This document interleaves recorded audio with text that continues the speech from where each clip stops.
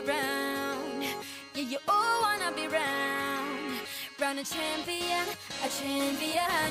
I got tons of soul on my true collective ball. Famous, so famous, #1 desirable. I do what I want when I want and how I want it. Leave you with the one in the air, that's how I roll. I got change to throw, I don't care about no gold. Better, so much better, flipping incredible. Always on the show, so they know that I still got it. And I never feel sorry, yeah, to the world. This is me, I'm so royal. And you all wanna be round. Yeah, you all wanna be round. Round a champion, a champion. This is me, I still love. Oh my god. Cause you all wanna be loved. Yeah, you all wanna be loved. But a champion, a champion. When I hear him come like my fuse and then ba-bum. Later, see you later, I'm about to blow this up. You can sing my song if you want, I know you want it. It's always kinda funny, yeah, cause I know I'm a superstar in the sky.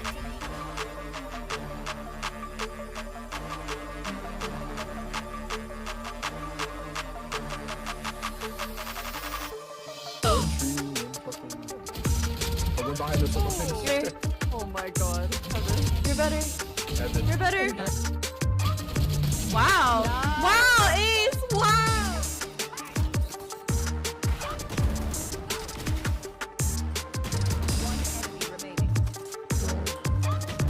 I have my knife out.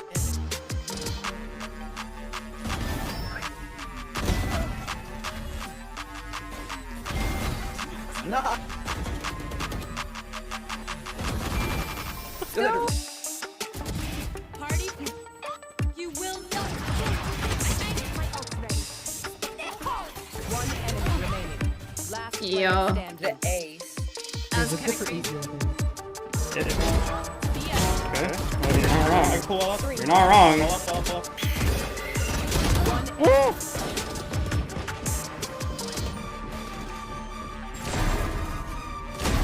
Cause I'm the goat. Cause I'm the goat.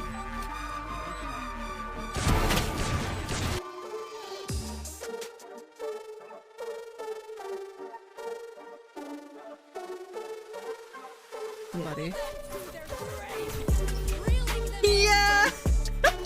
One enemy remaining. Please, please, please, please. Please.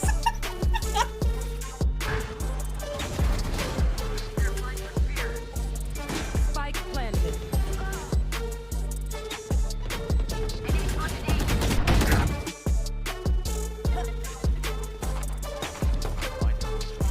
One enemy remaining. Hey. Oh my god.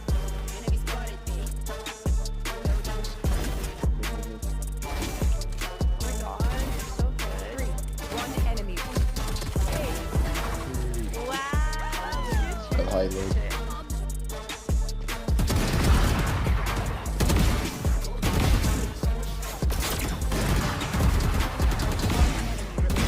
Oh my god.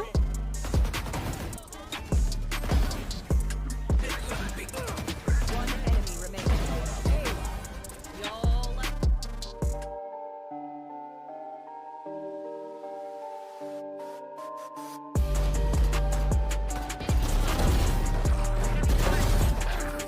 Yo, 46 lane. Nice. Oh my god.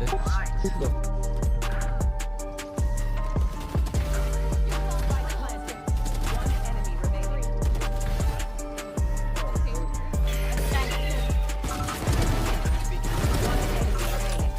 Spike down mid. Spike down. Attacker spawn. One enemy remaining.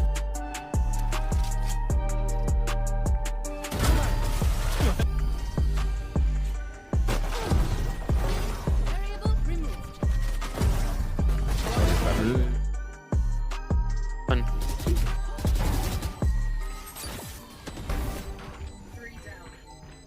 Let's go rifles. Let's go!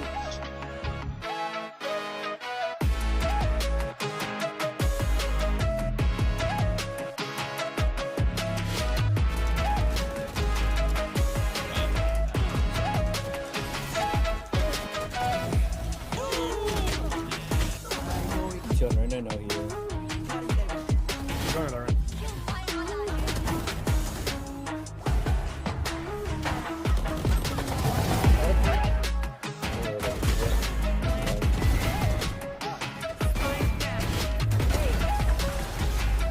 Brim one fan, close John.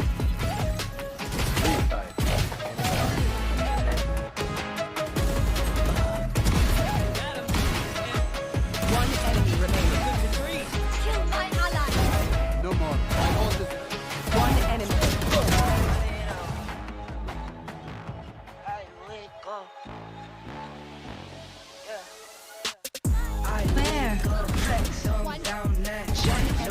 Long, long, long, long, long.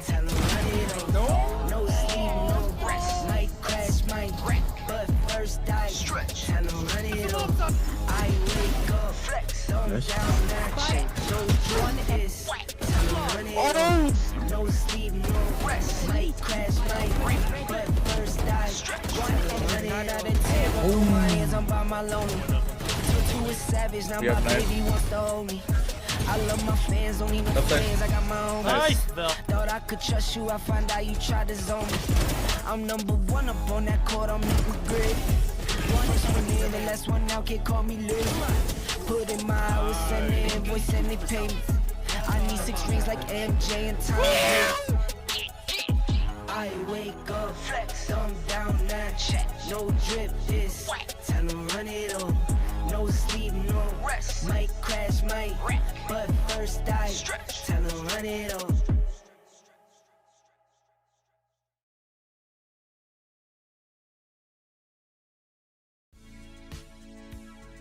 Ladies and gentlemen, welcome to #BrownieVAL Draft Deluxe presented by Community Gaming, a draw with Kristi. My name is Oscar, su casa de confianza, and I'm right here accompanied by Janus. How are you doing, man?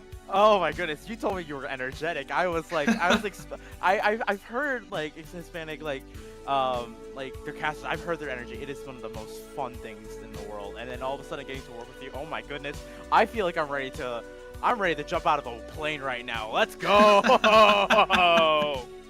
It's gonna be an incredible day. We have a Draft Deluxe presented to you guys. We have 3 incredible teams that are gonna play a round robin in order to gain an access to the next semifinals for tomorrow day. In fun fact, in order to compete for the $100 grand prize that Community Gaming have to all of you guys. Hopefully you can enjoy here with us.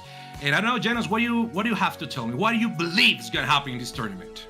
Well, for one, as you were talking, we were mentioning with the format. So obviously, the Draft Deluxe, we got an actual draft happen. So we had 6 captains.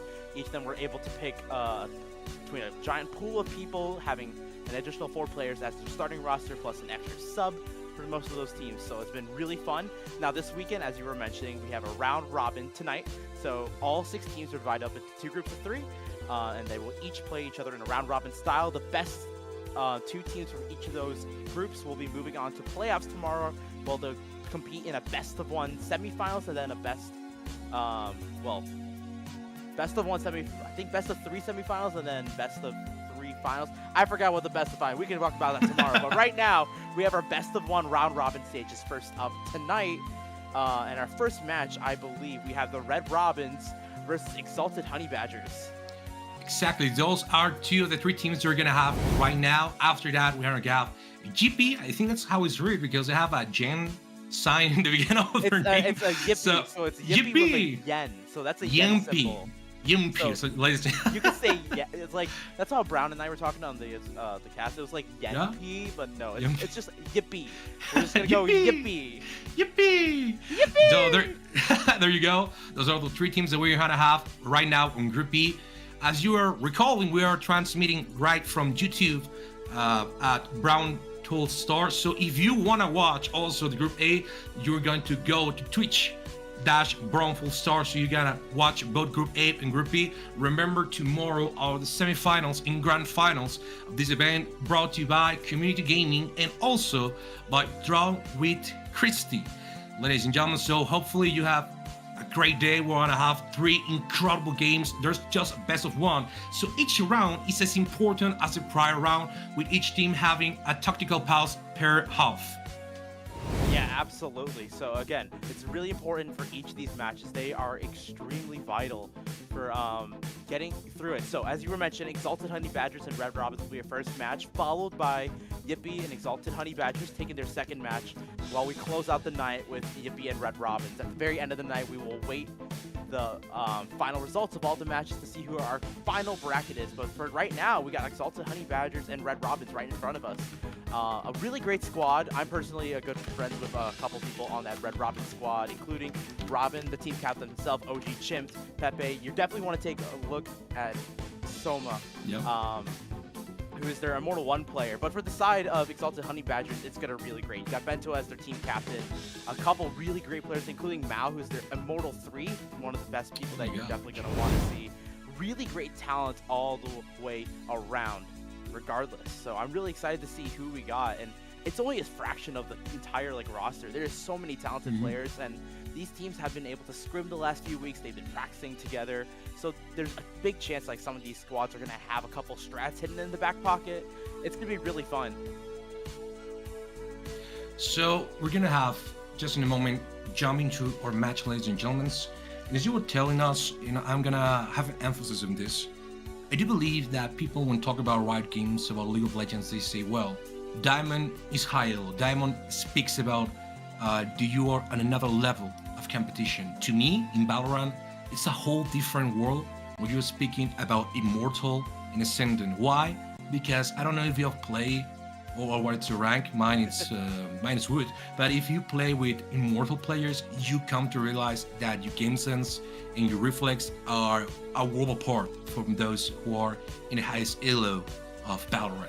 But hopefully we have a great match. At the end of the day, a player is not going to define everything. There's going to be an amalgamation of players who are going to decide, the selection of agents, what we're going to do. And that's something that I'm actually hopeful to see. There are a lot of new agents, ISO and Deadlock, who are literally useless and nobody uses them in the competitive scene. But I know that with a few changes, with a different selection of agents, they could be used in a game sense. Also, Glove is a new agent in Valorant that, to my opinion at least, it's a great and complete agent. I have no idea why we have not seen enough in BCL or in the Americas, Europe, or the Pacific, but I'm pretty sure we're gonna see it a lot of Glove today.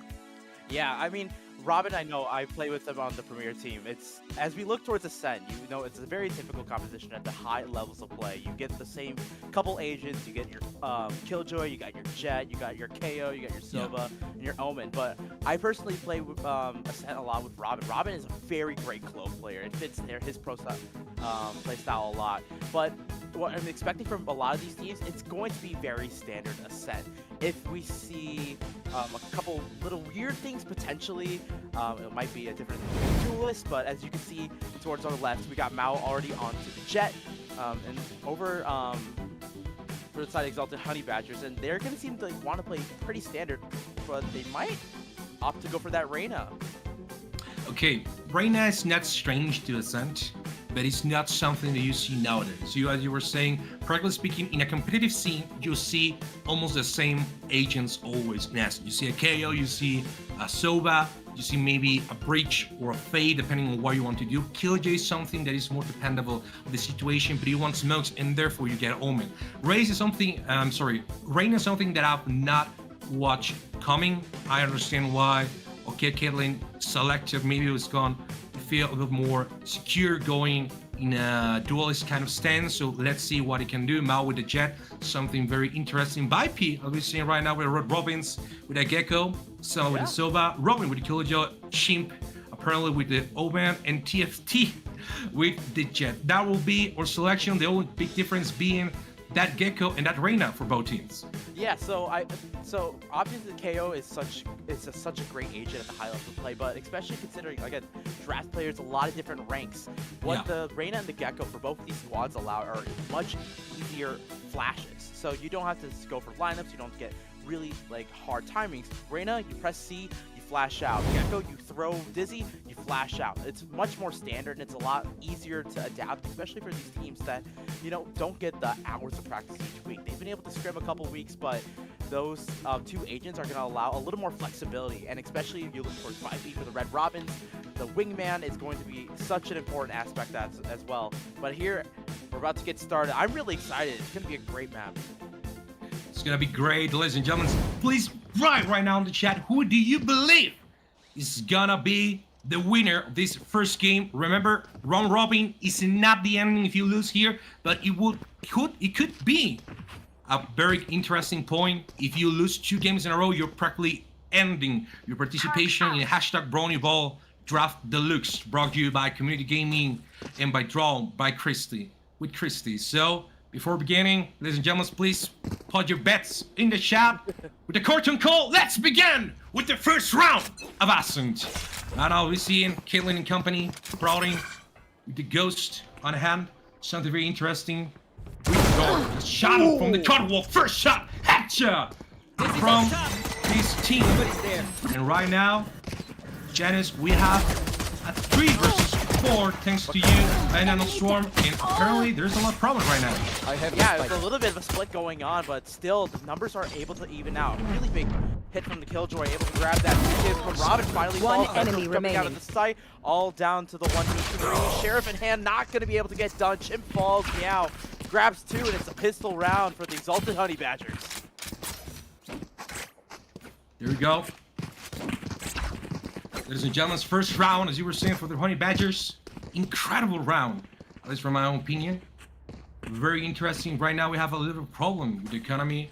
We are just seeing about an outlet to Spectrus, 1 Bulldog also from Meow. Sadly for Robins, they're going for full classic, only TFT going where it goes. Let's see what they can do beginning with this second round. Remember, at the end of the day, yeah, tell me. Yeah, just gonna be a little bit of save right now. So typically with Valorant, you just want to hold on to this rifle. Kyle's gonna be the one in the back of the site, trying to hold on as much as they can. Potentially, we're gonna be able to fucking better Raider, not able to find the kill quite yet. Finally getting him down. That's gonna be a 5-4 for the attacking side. Red Robin's in a great position to try and get a huge 3 win. Excellent Pogo, Phantom and company having 2 eliminations each. 4 versus 3. Spike being selected. Vintage from the upper side having 1 kill against Chi. Mawitli, Marshall hitting Soma, and now Robin from Hell being dragged into Inferno. We have the second round going from the Honey Badgers. Sadly, the big gun difference was a huge factor in this round. The activation, and you see the rain, it's incredible. Well, Yeah. the rain, incredible rain. Look at this guy. 2-0 for the Honey Badgers. Right now, on the next round, the Red Robins will have a better armament. We're seeing 3 bundles, 1 goes, and hopefully Robin will select. Oh no, they're going full bundles apparently this round. Yep, so you have that, so after losing the pistol, you typically definitely want to save those pistols, just buy utility, try and get a little thrifty win, but this is going to be the first full buy for the Red Robins. They're going to try and really go for the opposite side, so they're looking to go for a big beat hit. They've been hitting A the last 2 rounds, opting to change it up, see the weapons advantage can be really big. Ash pushed out already, off rip. With the paranoia. Blue by Bipe. From the other side, TFT hunting down Meow. About 4 against 5. Selection for the attackers for Robins. TFT again with the bundle. Especially with this. They're gonna push ahead. Black Power, TFT having 1 elimination. Okay, Caitlyn having the second one with the Devour. Be careful with the Muscle with another elimination. That's Caitlyn. Chip with the triple. First round for Red Robins, 2-1. Excellent bet. Be careful with that. A lot of arms were lost in the action. What a really nice pushback. So after the Red Robin's able to get the spike down, they really just decided to blow out. They push towards market. They also push towards CT as well. So between those 2 little kills, they were able to get a really nice push, catch the defenders out of the timing. But after look here in round 4, now it's going to be the buy-up for the side of Exalted Honey Badgers. You'll see Vandals for the entire squad, other than Benton, who does have a Bulldog, so not the cleanest buy. But now Red Robin's going to opt to switch it up. It's going to be a bit of a fake towards B, putting a lot of pressure here, but the spike is still hanging out on A. Exactly. Apparently they're just going to make fake out. Now right here, let's Chin passing out. Sadly, only 1 shot is gonna finish it. One headshot, dude! Elimination from now. 5 against 3. A lot. Sadly, they just lost the spike. Okay, just with the leer. Meow, the main TFT, killing with the Vipe. Meow killing right now. Devour. Soma with the first elimination. The leer doesn't connect with Caitlyn having the second elimination with Soma. 3-1. We have a saying, at least in Latin America, if you're losing 4 rounds on the first inning, you should ask for the tactical pause. I think they're gonna wait a couple seconds. I mean, that was, first rifle round, and obviously they tried something very different. They went for a little bit of a beat fake towards A, but then just off all over the place. A little bit devastating for the side of Red Robins, but not something that's impossible to come back from. The buys can be a little bit wonky right here. You can look Mabry, TFT, going for the knives, Stinger in the hands of Vipey, but beyond that, it's gonna be just a straight B hit. Oh yeah! Pressure's gonna be good. Yeah, pressure's gonna be huge. Caitlyn able to break it just in time, able to get out for the second, but Meow in the back holding things down. It's gonna be a 2v5 to the point. All down to Chimp and Robin, who are backing out of B. Sadly, the gun difference is way up in the air for there to do something. Robin and Chimp trying to go right now for A with the spike in hand, but sadly they are waiting for them on the middle. Robin from Fountain, searching from Catawall. Here comes Mao. Sadly, the Chimp doesn't allow, but Benta does it. Robin with the first kill, looking the second, but sadly Benta eliminates him. 4-1, ladies and gentlemen. Honey Badgers taking the upper hand with 4 rounds, 3 of them without any answer. And sadly, Red Robins will need to follow an economy right now. Apparently not. Robin and Soma are going to invest in the heavy armament. No, well, at least Robin's going for the ghost. Nah, they're on. It's going to be a full save from them. There you go. You got a couple ultimates coming up online. You got the Hunter's Fury coming out from Soma. You got a 3-way from the lockdown. But it is starting to look a little dicey now. Those hits hasn't been working as comfortably. You're starting to run into the crosshair. And potentially attacked out. Get the dodge out of the way. Careful. Ooh. Win, with the first elimination, has to go back after the black cover. Soma eliminated Caitlyn just with the Guardian. Ching from Boiler. Mao with Bipey. 4-3. Favorite for the Honey Badgers. Running from the middle. Bentu with the bundle. Trying to fight with the Paper Rex body, by the way. Right now, hunting from 3. 4 defenders. Mao with the triple. They could go for the 4th. Let's see if he wants it. If he wished for it. Someone from the distance, he knows it. He wants that 4 elimination. He wants it. 4 elimination. Let's go for these. Let's go for these, Mao. Come on, man. Come on. Mao for the 4. He's searching. Robin needs to go away. He needs to run away. Come on, Robin. Don't give him these. Don't give him these. They're gonna hunt you down, run, man. Robin, Run from the hills, Robin. They're gonna hunt him down. Look at him. Mao's going for it. Mao's going for it. He's going for it. They want it. They got it. Ace from Mao. Ace on the 5th round from the Honey Badgers. Mao coming up clutch all the way through, just holding down that A main, getting a little aggressive, finding that first pick off rip, and still managing to manage the spray through all the way through. And even as people pushed all the way into tree, they're still able to find a bunch of those kills and ends up with the A. So really, the momentum is completely Honey Badger's favor right now.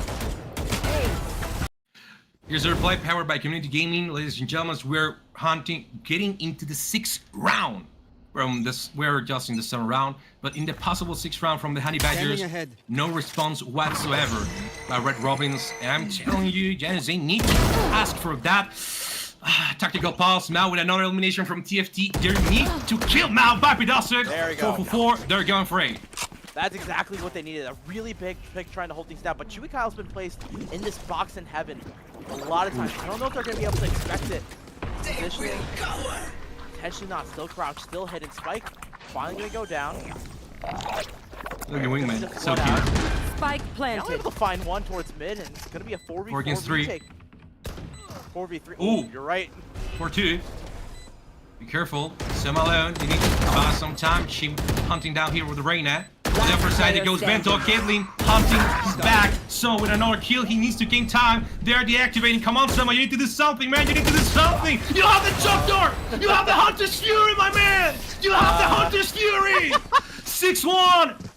Honey Badgers is going to go to the 2nd half without any rounds against them.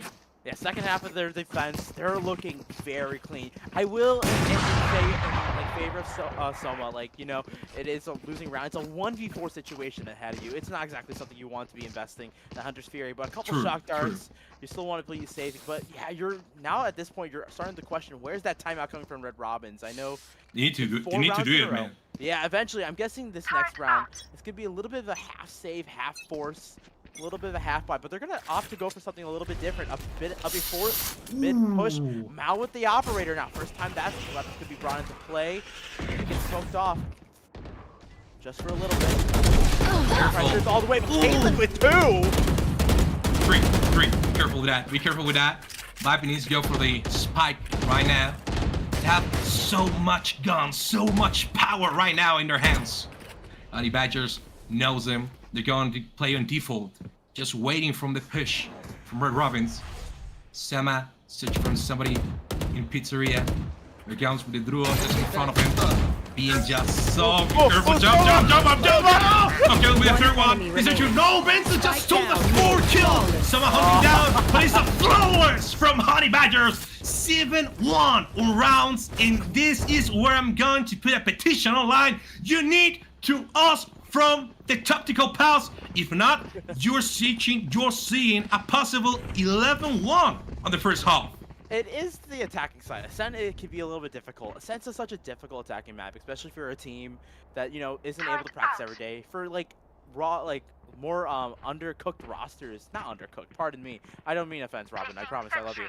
But just teams that just don't get that level of experience being able to practice this map every single day, it's very difficult to attack from the side and try to figure out your methods and what you really want to do. But You this time should going run. for a big A hit, using that lockdown, that could be the answer they exactly were waiting for.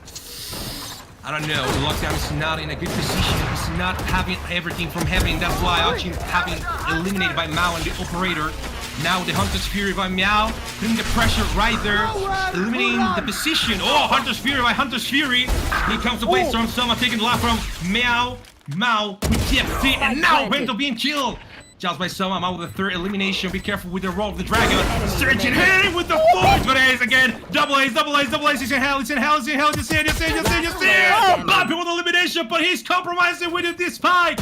Not and right now. Caitlyn with the kill, and right here with the spike being deactivated, we have 8 rounds without any form of contestation from Honey Badgers right here by the replay powered by Community Game. Spike planted. It was a very close retake. Hunter's Fury is going to be traded out from both Soma and Meow, but at the end of the day, it came down to Mao with the operator. For the side of Honey Badgers, they're able to get 3 big hits with the operator, pops the knives, able to even the tide and get the numbers down to a 1v1, which with the time ticking, Caitlyn having half of the spike already defused, the time is completely in the favor of the Honey Badgers. For Red Robins now, they're going to look to try and hit it again. It's going to be a light buy. You do have the crash potentially, but right now you're just trying to go for a very clean hit as fast as possible. Just get the spike down and see what damage you can get done. Now it's going to be all for confidence. Oh no. You can get done. Wingman will be able to get down at the very least. He's so cute. For Mabry. No. From shot, eh? Just they're down south. Now with a shot, 4-for-4. Duo search for options. Right here with the dragon from Mao hands. Looking every place. Okay, with the elimination first. It's second by Meow Bender with a 3rd pull. Okay, with another one. I cannot believe it, so clean. 9-1, ladies and gentlemen, with the activation of a spike. There's no answer by Red Robins. Please on the chat right now. Right, please, Robin Tactical Pals. Please, Robin Tactical Pals. We need to jump right here. Hey, Chad, I think Oscar wants a tactical pause from Red Robins, but that was such a great retake from Exalted Honey Badgers. So you had the 3 people flooding out. You had your Jet, you had your Sova, you had your Omen flooding out from heaven. They were trying to control that space, trying to keep things. But what they were mainly doing is they were stalling for time. They had Chewy Kyle, the KJ on a flank, and they also had Caitlyn coming from Tree to help pincer. So all the 4 members onto the site were stuck there. They had nowhere to breathe, no room to Operator showdown. Oh no! TFT had an operator and he lost against Mao. That is a huge investment, my man. A change of pace, trying to see what they can get done. Monster on the loose. But opting right now, just going to Thrash, trying to clear the site as best they can. 5-for-4, 5-for-3. Caitlyn with the elimination from Soma. Bobby right here with the connection from B. Shimp eliminating that Reina. Taking the B side, Bento with the elimination set from Robin. Robin from the backside from Victoria. Bento with taking life from Robin. Mao with the dragon right now. 3 against 1. Shimp alone against the world. He doesn't have a spy. He doesn't have from the shadows. He doesn't have bullets in the arm. And right now, it's 10-1. And sadly, We are looking Last for a round possible in the half. 11-1 on the first half, Janice. Spike down B. Yeah, Enemy remaining. right now it's a little scary right now. Red Robins, maybe right now it's gonna be momentum. If they can get around right here at the very end, maybe they have some momentum going into the defensive half. A much more favored side for this squad, potentially. But you look at the defense right now. They're buying up operators. They have an excess amount of cash. They have all the money in the world potentially to do with what they please. Okay, it's a mouth. First one shot. Oh. Yeah, not able to find that shot quite yet. Another Goes one. to the not finally gonna get punished. Big pick for the side of Robin, potentially to try and get into this site. And as well, Mabry pushed all the way through Cat, able to find a huge pick, and is also gonna continue to push from spawn. Spike Right planted. here, Meow, waiting from across. Be careful with the right side, my man. Be careful with the right side. That's what I'm telling you. Careful with the elimination. 5 against 2. The rest Last player standing. 5 taking the lot from Bento. Only Caitlyn alone against the complete team. Having the first elimination from TFT. The spike has been set. Lee against the wall. Taking a lot from Summer. Be careful because this began to become scary. Secondly, having searching for himself. Be careful with the operator on the distance. There we go, Red Robin. Taking it live. 10-2. It's not the best half Switching point sides. that you want to have, but it's good. You got to work with this. You know what? Exactly from Ascent. I remember this game from Crew in Levitan, you know, from BCT of Americas. They play in Mexico. And the second game, Crew was losing 11-1. This is no joke. 11-1 the first half. They make a comeback and they drop it to overtime to win that game. Levitan did it. So it's a possibility. There is story. There is legends and myths that are capable of doing this. The problem is that you need to have a great mental in order to come back from this first half. Yeah, absolutely. And you know, I talked about the momentum. Potentially that last round win is exactly what the side of Red Robins need, especially on the defensive, a much more favored side. This is what they're looking for. Exalted Cat, pardon me, Exalted Honey Badgers moving on to the attacking side. Opting go for a ace split. They got Cat. Punish pressure. They're gonna flood out, but OG Chip able to punish for one, but Caitlyn's there for the trade. 4v3 situation now. The defense starting to try and flood it, trying to get a timing. Robin not able to get the kill, but Mabry's right the trade. 3v3 now.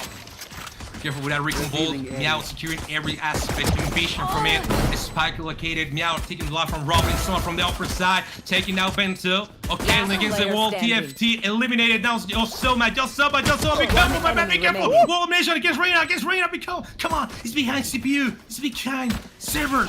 Chuck Ball just making the Sama with the third elimination. Thinking the third round, the first of this second half. Soma himself against the wall. Clutch play! Huge clutch coming out from Soma. They played that so well. A shock dart into that little position that Artis had made famous, but right by the door. Able to get that tag on to Caitlyn, who was left in the 1v1 situation. What a phenomenal retake coming out from the Red Robins. They played that phenomenally. Able to just weave in and out of exactly the positions they needed to, and now they'll have the weapons. Now they'll have a little bit of advantage going into this second round. They'll have the money. It's going to be a mostly full save coming out from the Honey Badgers. I just want to have this little pause to tell you, they have so much cute animals in Valorant. You know, the plushies, the penguins, the elephants, the wingmen. And I just discovered this the past week that actually Riot Games sells a wingman plushie. They sold a wingman plushie. It was completely sold out.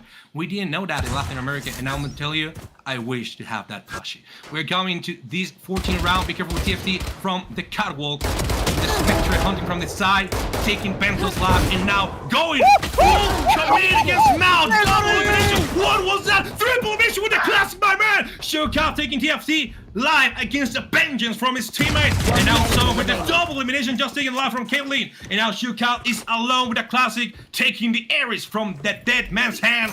Now it's a 3 against 1. The problem is held. The problem is a paranoia. The problem is that Showcard is already being seen on this scene.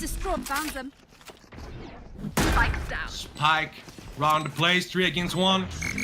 Showcard has 19 life points, and now he's eliminated. It's a 10 against 4. Another round for Red Robins. A first half completely lost. But now, apparently, on the defender side, it's a complete different team. Yeah, they're looking a lot more comfortable to the defensive side. I know they had the money, so it's definitely in favor of that squad, but oh man, that's exactly what you wanted to see. Really clean protocols and confidence coming out of Maybury. Jet from the side of Red Robin. Having that confidence, exactly what they need. Like, look, watch this.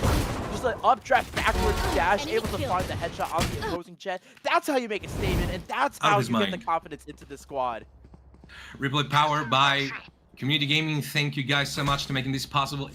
Oh my god, that is one, if not the play of the game, by having the presence of the complete Honey Badgers from Wines, now pushing much speed on hand, trying detected by the Druo, by taking lead by behind, eliminated by Mount. Be careful, Kayla, with the elimination from Sheep.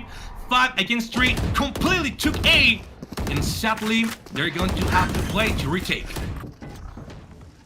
It's a bonus for the side of the defense, so it's just trying to get it out of damage. But maybe with a nice little pick, gonna get traded out immediately. 4v2 situation now. Robin with a sheriff, pretty clean with it, but they gotta try and see what they can get done. Last player standing. Oh, Mao. I mean, he needs to run away. He needs to run away. I don't know why he changed the arrows by the Guardian, but... They have the money for the next round. It's doing damage right now. Mao's pretty low, potentially. A lot of countdown right there. Taking a lot from Mao. Another Vandal is going to be appearing in the next round. Someone with a great play to go for a second one. Be careful with this. Bento from the other side. 11-4.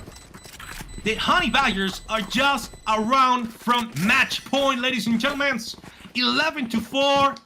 And Red Robins are looking way better on the second half. But sadly, the first half has taken a toll in the rounds.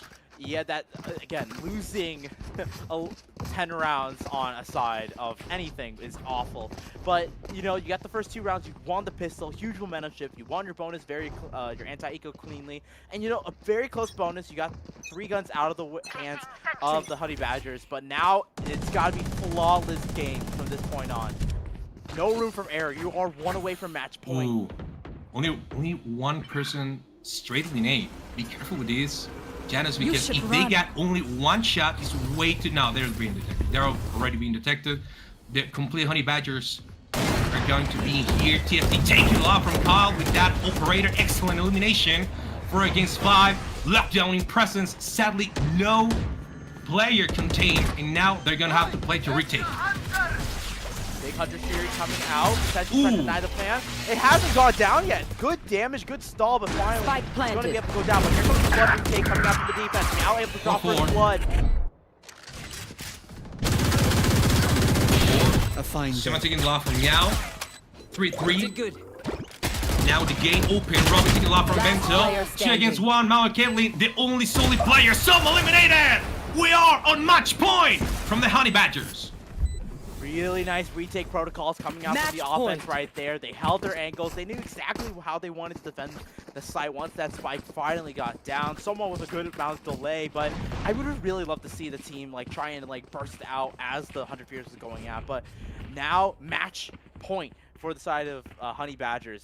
They're going to be on a very weak buy. Red Robins, a Guardian, a Marshal, a Sheriff, and Ares. Not exactly the cleanest thing. And it looks like the Honey Badgers are just going to go back to what works. It's going to be a straight 8 hit this time. Let's see if this can be the end of the game. Let's see Mao with the Blade Storm trying to land any type of thunder. Right here, Bappy completely alone. Need to go back. Even so, as Chim is right there on 3. Empress by Caitlyn, Mao taking a lot from Chimp. Now servers are being planted by B, putting the presence. There are 2 players on your left side. I meant 2 players. 2 players in the side. Take off from Mao. Sadly, he's killed by Bento. 4 against 3. Hunter's Fury just to add the cherry on top of the cake. 4 against 3 against 2. Robin with a Sheriff. Soma by the Guardian. And this is gonna be a very close end. Bento having the pressure, being killed by Soma, and right but now, Honey Badgers takes the first game, 13-4. Lotus is Very, very well done for Honey Badgers. In my opinion, they were very much obvious. They were favored into this match setup. But Red Ramen's put up a really great fight onto his defense. But a lot of this game has to go to the praise for the defense. You can look at our scoreboard here. You see Mao, you see Caitlyn, 22, 23 kills collectively. For me, the biggest highlight is Caitlyn's death counter. 6 deaths for Arena, an entry fragger. Having that little deaths is so incredible. I'm really excited to hear what this squad's gonna say. We are gonna get an interview in a little bit. We still got a little bit, but let's just talk about this match. It was super well done from the side of the Exalted Honey Badgers. I'll be quite honest with you. That Arena was not on my radar. I was not thinking about Arena when they're talking about Ascent, but to the Caesar, what is Caesar is Caitlyn played an incredible game. I mean, Mao was out of his mind, an incredible ace, an incredible operator, Bladestorm that he never failed, even a single knife, but that Arena was impeccable, was flawless in every sense of the word, and I think that's something incredible. Also, it's important to mention TFT played an incredible operator. I think he was on par with Mao. Sadly, the rounds don't reflect it, but at least in my opinion, he was also an incredible jet.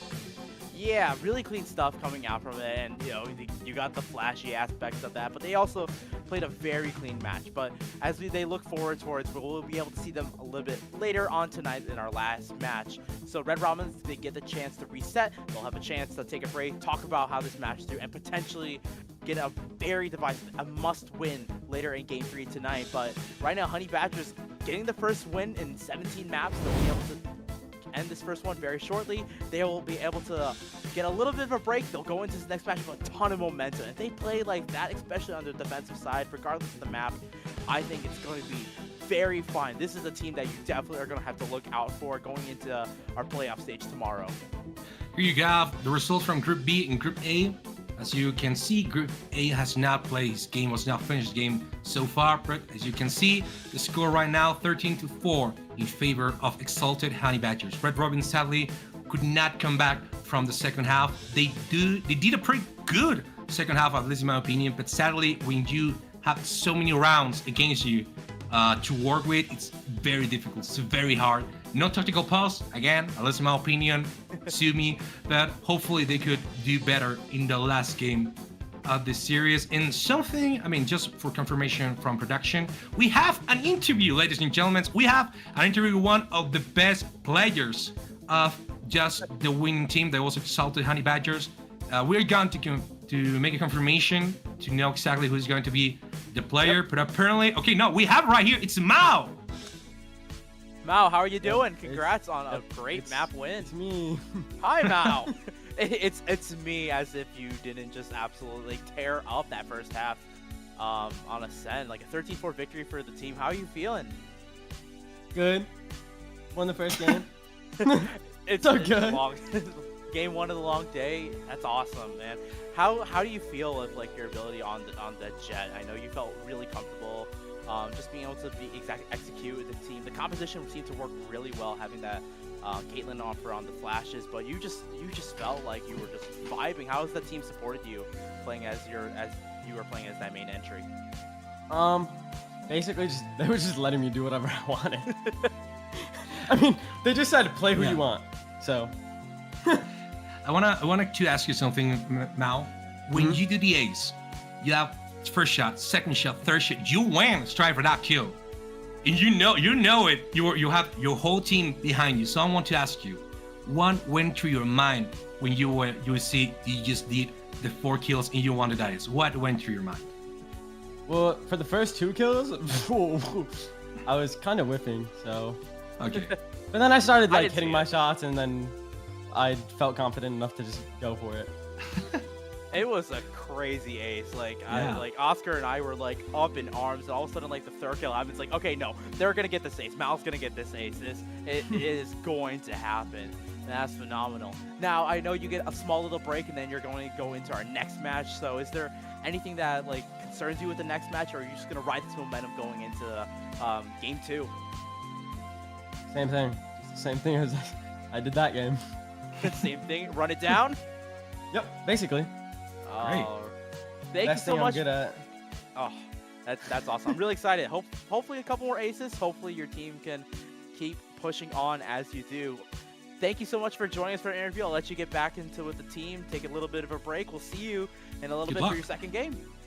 Okay, see ya. Good luck. Run it down. That's how I play with my brewery team. That's how I run it down. I'm excited. Yeah, I mean, 100% with you. So we're going to take a short break, ladies and gentlemen. We're going to come back on 4:30 from the Pacific. So in a short of let's say 40 minutes, so and so. So we take a little pause and we'll be right back with the next game of this Group B, GP versus Exalted Honey Badgers. We'll be right back. Thank you, Community Gaming, for powering BrownieVAL. Community Gaming is the all-in-one platform offering esports infrastructure in order for people to create, facilitate, and participate in esports tournaments.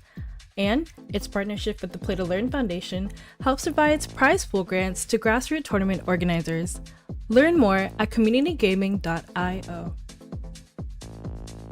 Thank you, drawwithkristi, for supporting BrownieVAL. Bring Toffee the Brown Bear home by purchasing Benel stickers for your journals, water bottles, laptops, and more at Kristi's Etsy shop.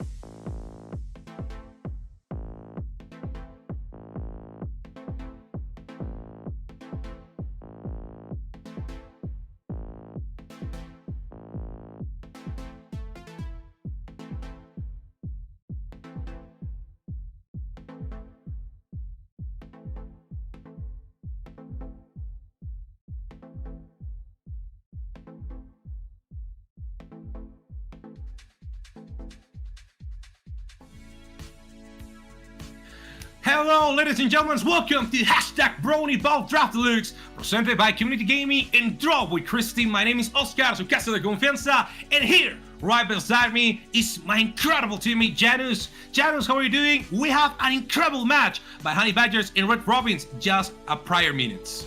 Yep, we just finished the first series, a 13-4 victory for the side of Exalted Honey Badgers. We will get the...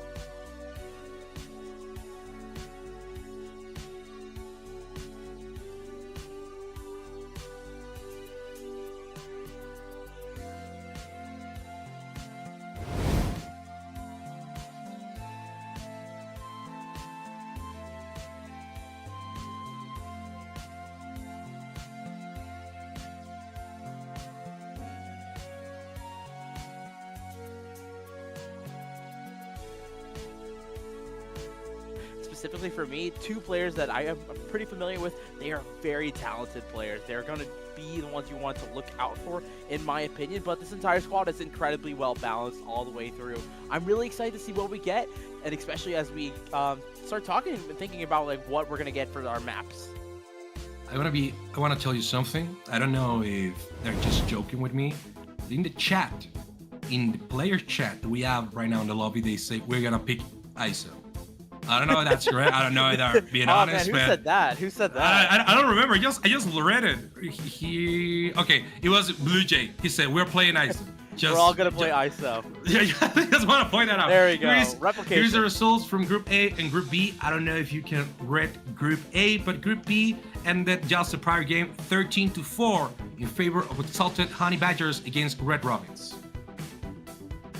Yeah, so we had that for our meanwhile over at Group A, over on twitch.tv/BrowntulVAL, we had our first series to go through as well. Pink Geese claiming a 13-8 victory over the Cooked Ones.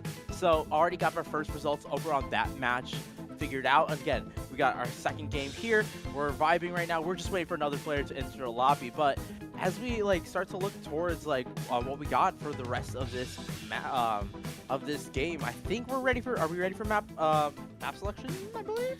Yeah. Yeah, we apparently we already have a map selection. We are going to bind, ladies and gentlemen. We're going to Morocco to the incredible Maghreb.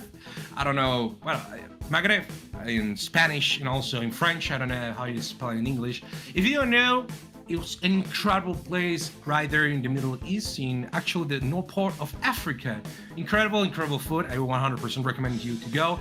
And we are going exactly to buy in a quarter of a second, ladies and gentlemen. Especially, hopefully, you are all, all excited. Comment right now on the chat. Who do you believe is gonna win? Is it Exalted Honey Badgers 2-0 going from the round robin, or is it GP who is gonna make everything even? Yeah, again, round robin stages, we still have a lot to go. So, of course, as you know how Yippee has yet to play. This will be their first game, so they're coming in at a 0-0. Exalted Honey Badgers, they've already won the first map. This is where they're going to decide. It's a 2. They would love to get a second series win, which would guarantee them moving into the semifinals, but still, it's going to be down to Yippee to see what they can do, what they can perform in this first match. Bind is such it's such a strange map. I got to talk with another friend of mine yesterday about Bind and how much they hate it. The teleporters, the lack of a true mid-section of the map, and it's a very strange map all the way around. There's a lot of things that can be very funky with it regarding the composition. At the high levels of play, you have a lot of different compositions. You got the Brimstone, the Viper, easy. The Viper that's been very common, but you also sometimes are starting to see Omen as a controller. Oh yeah. The double controller, but the Viper nerfs, that's going to be a little bit different. What the real change as of late has been in the duelist department. So what we've been getting, typically you'll see a race, and that's really all you'll get. Double controller, double initiator.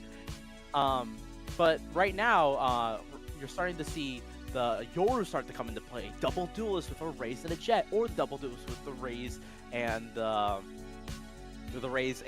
Jet, the Yoru as well. A lot of different combinations all the way through. It's going to be very exciting.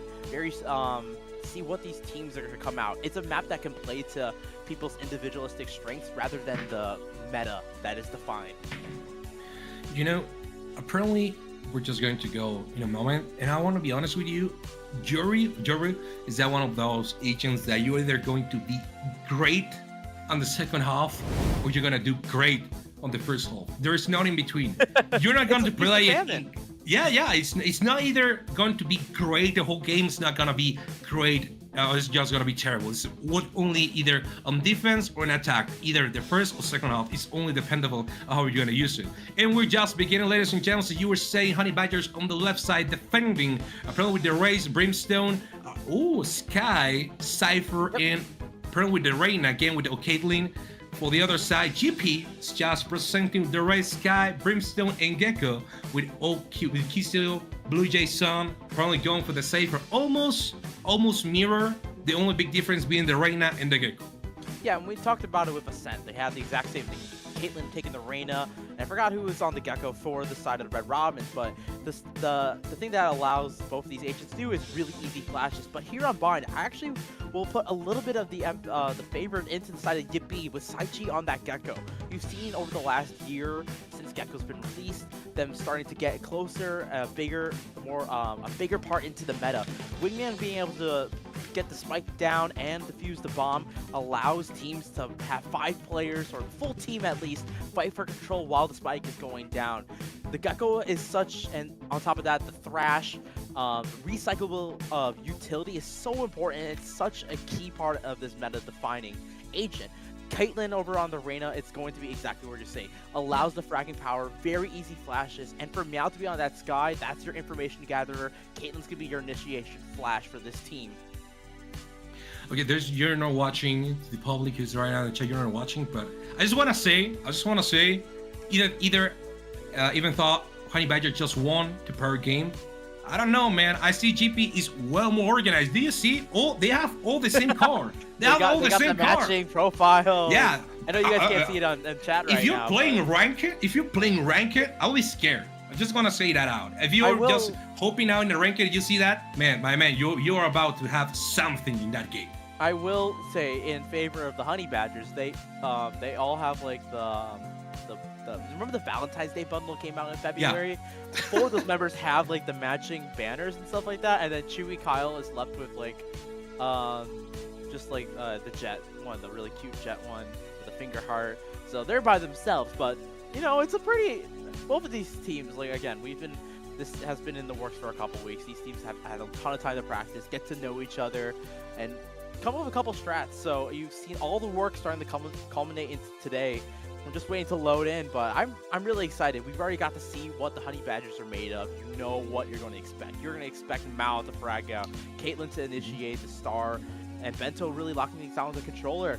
Right now, it's going to be Yippee. What are we going to see from this squad? I'm really excited to see what we get because it's a very talented squad. And they're going to be starting off on the attacking side. I just want to ask you something fast, my dear Janice, before going into the game. Yeah. If Honey Badgers win this, they're going 2-0. Do you believe they are they are favorites to go to the final and win it all in the hashtag BrownieVAL Draft Deluxe by Community Gaming? I 100% think so. This is a squad that actually hasn't been able to practice as much as the other teams. They haven't had time to scrim all together as a team.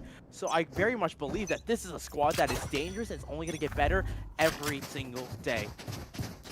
So, curtain call, ladies and gentlemen, let's begin with the first round. Dota in company going on the large side from Lone B. Shuka waiting from them with the Cyber H leveling from the upside. Be careful with the Caitlyn. Kills in hand, shooting the free fire. Missing Saddle the first 2 shots. Evelyn going inside from the cage, having 1 elimination each. 4 against 4. Bento with the Steam Bacon hunting down with the right click, but Evelyn hunts him down. Sacha with elimination. 2 against 3. The 2 lasting defenders only rotating right now. The spike has been located, and now it's going to play for retake. Yeah, these attacking players able to get so deep into the squad. Flash is just clear out everything. Things are as clean as possible, but Meow's not in a 1v situation. Gets the right click, and all of a sudden it's a 1v1. Tap onto the spike. Saichi's looking to swing out the 1v1. Meow wins it out. I cannot believe it. I cannot believe it. I 100% thought that this was gonna be the first round the Honey Badgers were going to lose. They really played hard on the just beginning. We're going to have a replay of BrownieVAL Community Gaming as you were watching right now. Incredible guiding light, just suffocating what was trying to do Sachi right there in the connection point from B, from elbow, and now we're going 1-0. And I'll be honest with you, the armament the Honey Badgers have right now with that Judge, with that Bulldog, with 2 Stingers on the asphyxiated angles, they're going to be an important factor in this second round. A little bit flash out from Caitlyn, trying to grab that information, potentially go for that orb, but it's going to get stifled for the second. Really good stuff. Just trying to play patient, go for these orbs. Definitely something you want to take control with Divine, with the teleporters and ability. 3 stack for the defense already towards the B side where the spike has leaned, but take a look. Sweet is still over towards A. This could definitely be a TP play over towards A. Bento with the aim, just showers. Seeing right there, Ducky sadly didn't connect with anything. Time's passing by, and right now, GP's feeling the pressure. They are down in guns, they're down in economy. Anything that they can take from this round is good, but the pressure, they don't have the vision right now to understand how many players are in front or either B or A. Spycam just to take something. Blue Jay Sally does not have anyone on his lenses. Now Bento from 30 seconds lamps, left. nothing at all. Change right now, Chuka from Hookah. Waiting from the Stinger, be careful right here on the left. Find the one with the knife! Never fight with the knife! Rule number 1 from Valorant. 4 against 5, 15 seconds to take point B. It's just a question of time. Regrow from the sky is right on Neville. The spike has been located. What happened right there? Why he pick up with the knife? Chewy Kyle thought they had it timed, but as we get right back into the action, it's going to be straight fired. Numbers even out by Meow. All of a sudden, it's a 3v2 situation. Defenders starting to finally come back into this. Have to weed out the last 2 players. Instant guarded, a little bit of a spray fire. Evelyn able to grab 1. It's a 2v2. Gun still not in favor. A push out from Meow. Bento steals the ace, but the round has been won nonetheless. Okay, we talk in the prior game about Mao, but what a great jet he was doing. My respect, man, but play this hard. The sky? With a sky that only has a guiding light. 7 kills. 7 kills in 2 rounds. 4 just in the prior. Incredible. With a Bulldog. Not a Vandal, not a Ghost, not a Stinger. With a Bulldog. Incredible play so far by our incredible support Meow. I'll be honest with you. The only thing that Honey Badgers did bad in the prior round was that Chu Kyle had a lot of confidence going in Hookah with his knife. When you are approaching a window, a door, you have to have your gun in hand, just as a Caitlyn is doing right now. Blue Jay with the Phantom trying to search for a duel. Be careful because there are 5 players right now trying to enter B. Kayla game just with the gun, losing his life against Blue Jay's son. Toda in company trying to take the last defender on side. Sweet takes the lot from Chukal. 3 versus 5. The spike located. Mao in a little bit of a deep position, but a Judge is not exactly the tool you want into a retake. And as the defenders come back, it's a share for the hand for Bento. It's a Bulldog for Meow, but they're gonna try and see what damage they can get done. Boy, no, not looking like much. No! So with triple elimination, first round for GP. I'll be honest with you, we're gonna have a Reaper right now, BrownieVAL, Community Gaming, incredible what Mao did. The problem was, when you put your vision down, trying to pick that bundle, you sacrifice momentum, you sacrifice airtime, therefore you chop, you just go straight. 1, 2, incredible. The problem is here. When he's trying to pick that bundle, he loses time to turn around, pick the classic, looking for headshots. He was practically giving his back, and therefore they take his life. 2 against 1, 3 ultimates from GP. Even so, now Armament is in an equal form for both teams.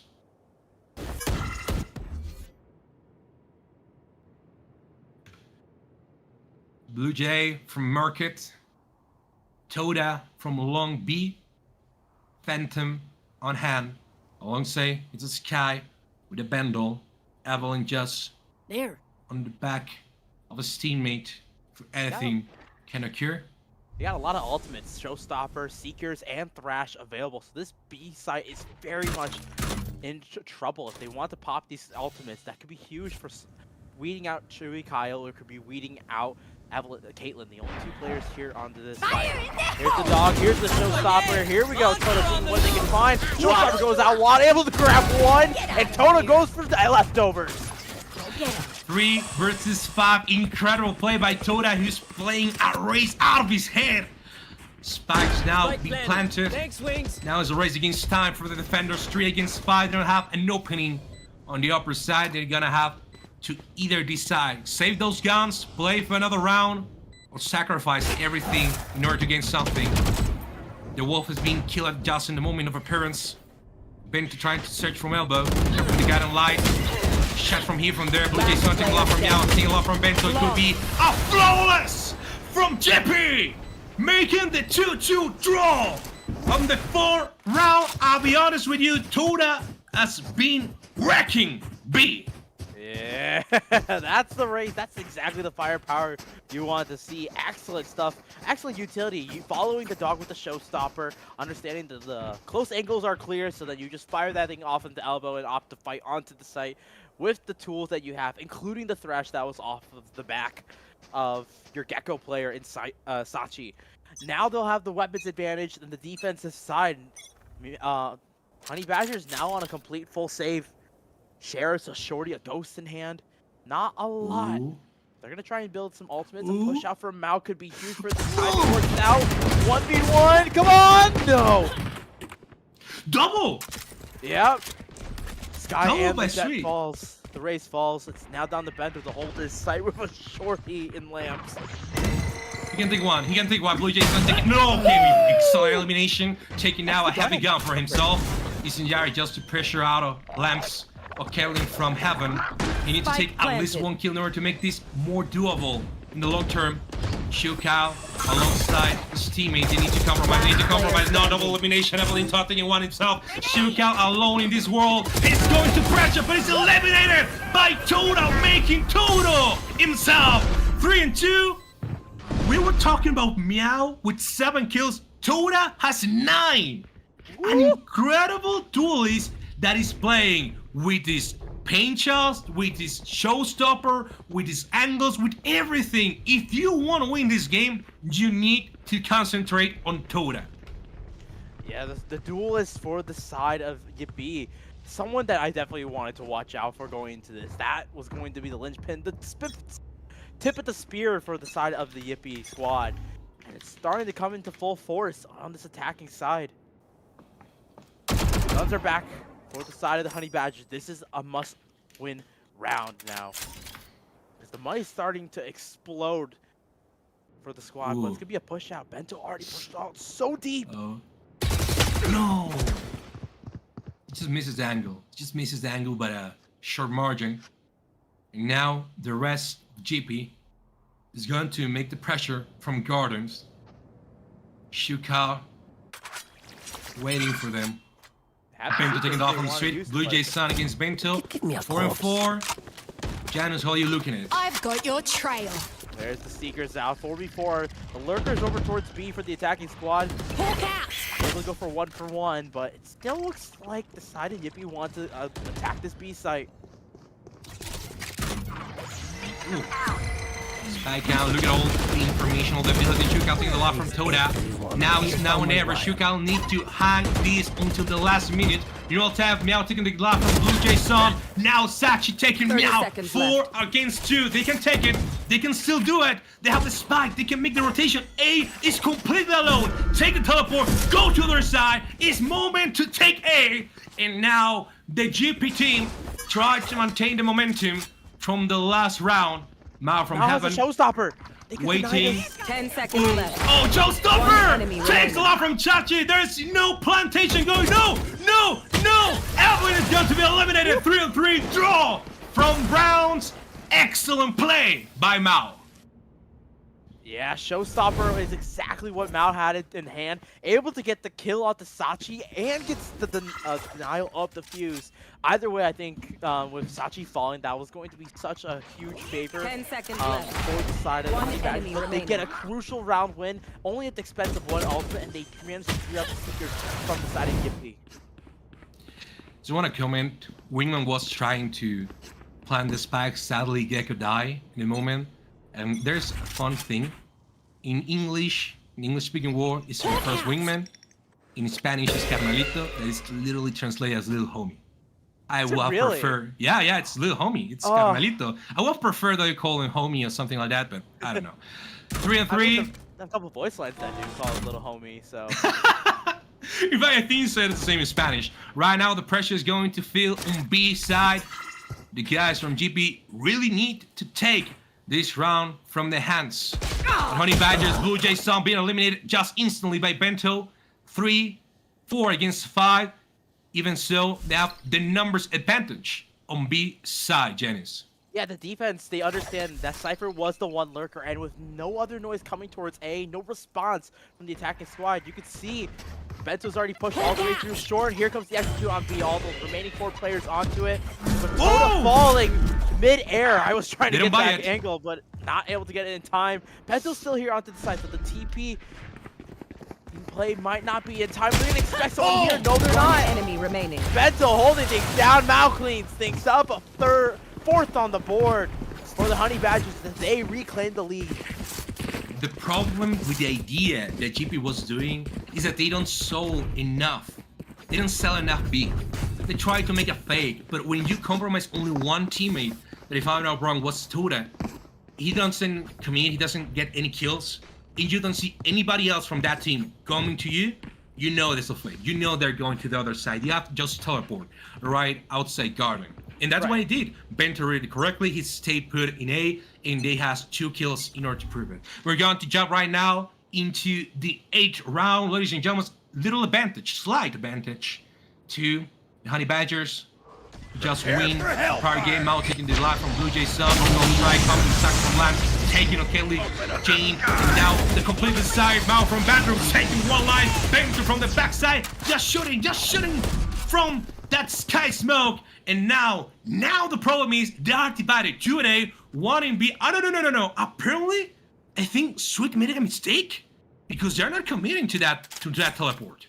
Yeah, I think it might have been a miscommunication or like a little bit of a draw out once they lost a couple of those members.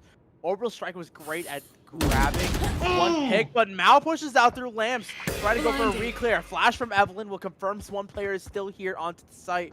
Bento still trying to hold things down, spots the body, unable to land the shot quite yet. Pops in Beacon, trying to wait for reinforcements, but Evelyn's just a little too clean with it. 2 against 3, they still have trash from Gecko. They still have their abilities, the only thing each time. Planted.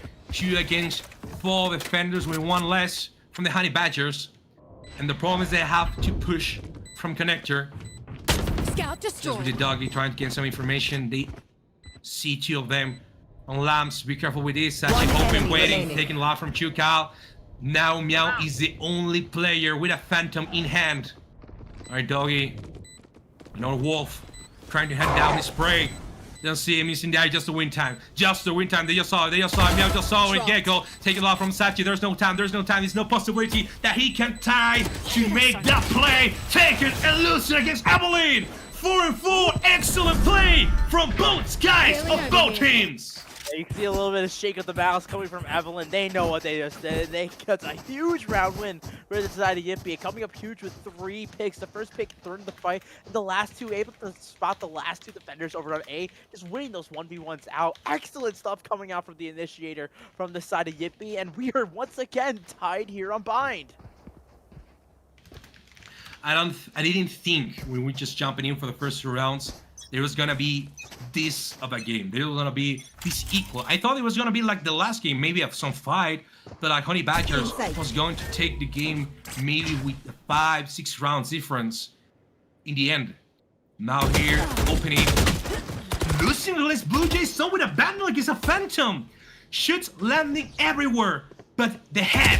Bento surprising, taking a lot from Blue Jay. 4-4. B side is the only place with two defenders right now, and they're gonna take it.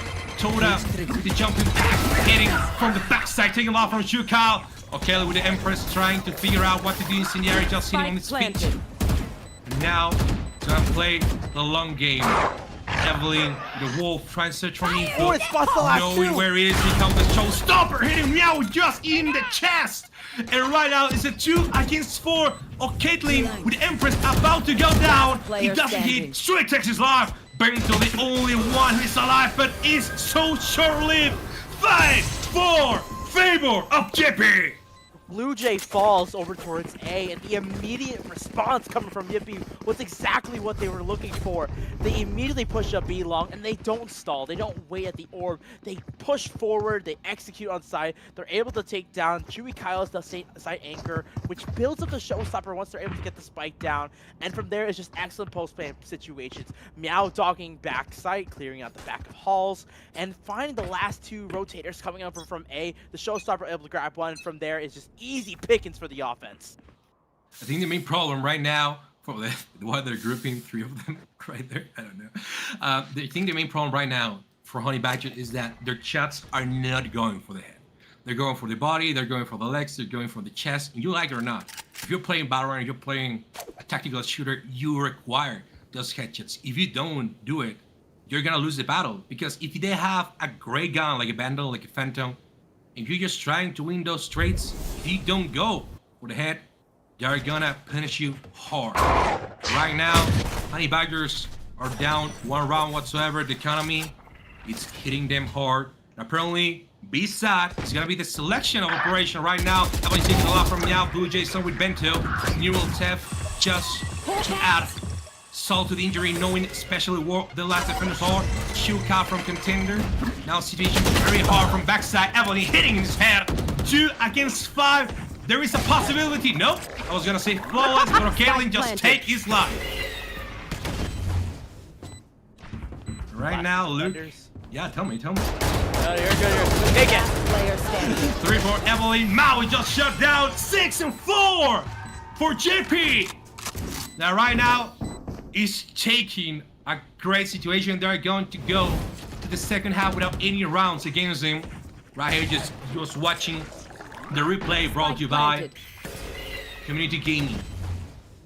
I don't know. Been a game of streaks in like, right now. It's been 2 rounds. 3 rounds for the attack side, 2 rounds for the defense, another 3 rounds for the defense right now. And it's looking like it's a very streaky round. The ultimates are definitely coming in favor. Mao and Meow both each have their ultimates, the Seekers and the Showstopper for the defense. Could be absolutely huge in trying to get these last 2 rounds, bring us to a 6-6 round. If you're inside the Honey Badgers, but Bento is pushed all the way out of Hookah and into B short. Something they haven't done ever. Bento really needs to have incredible trigger discipline. No. Okay, no. Wait, no! No! Valorant 101, trigger discipline, my man. Wait up!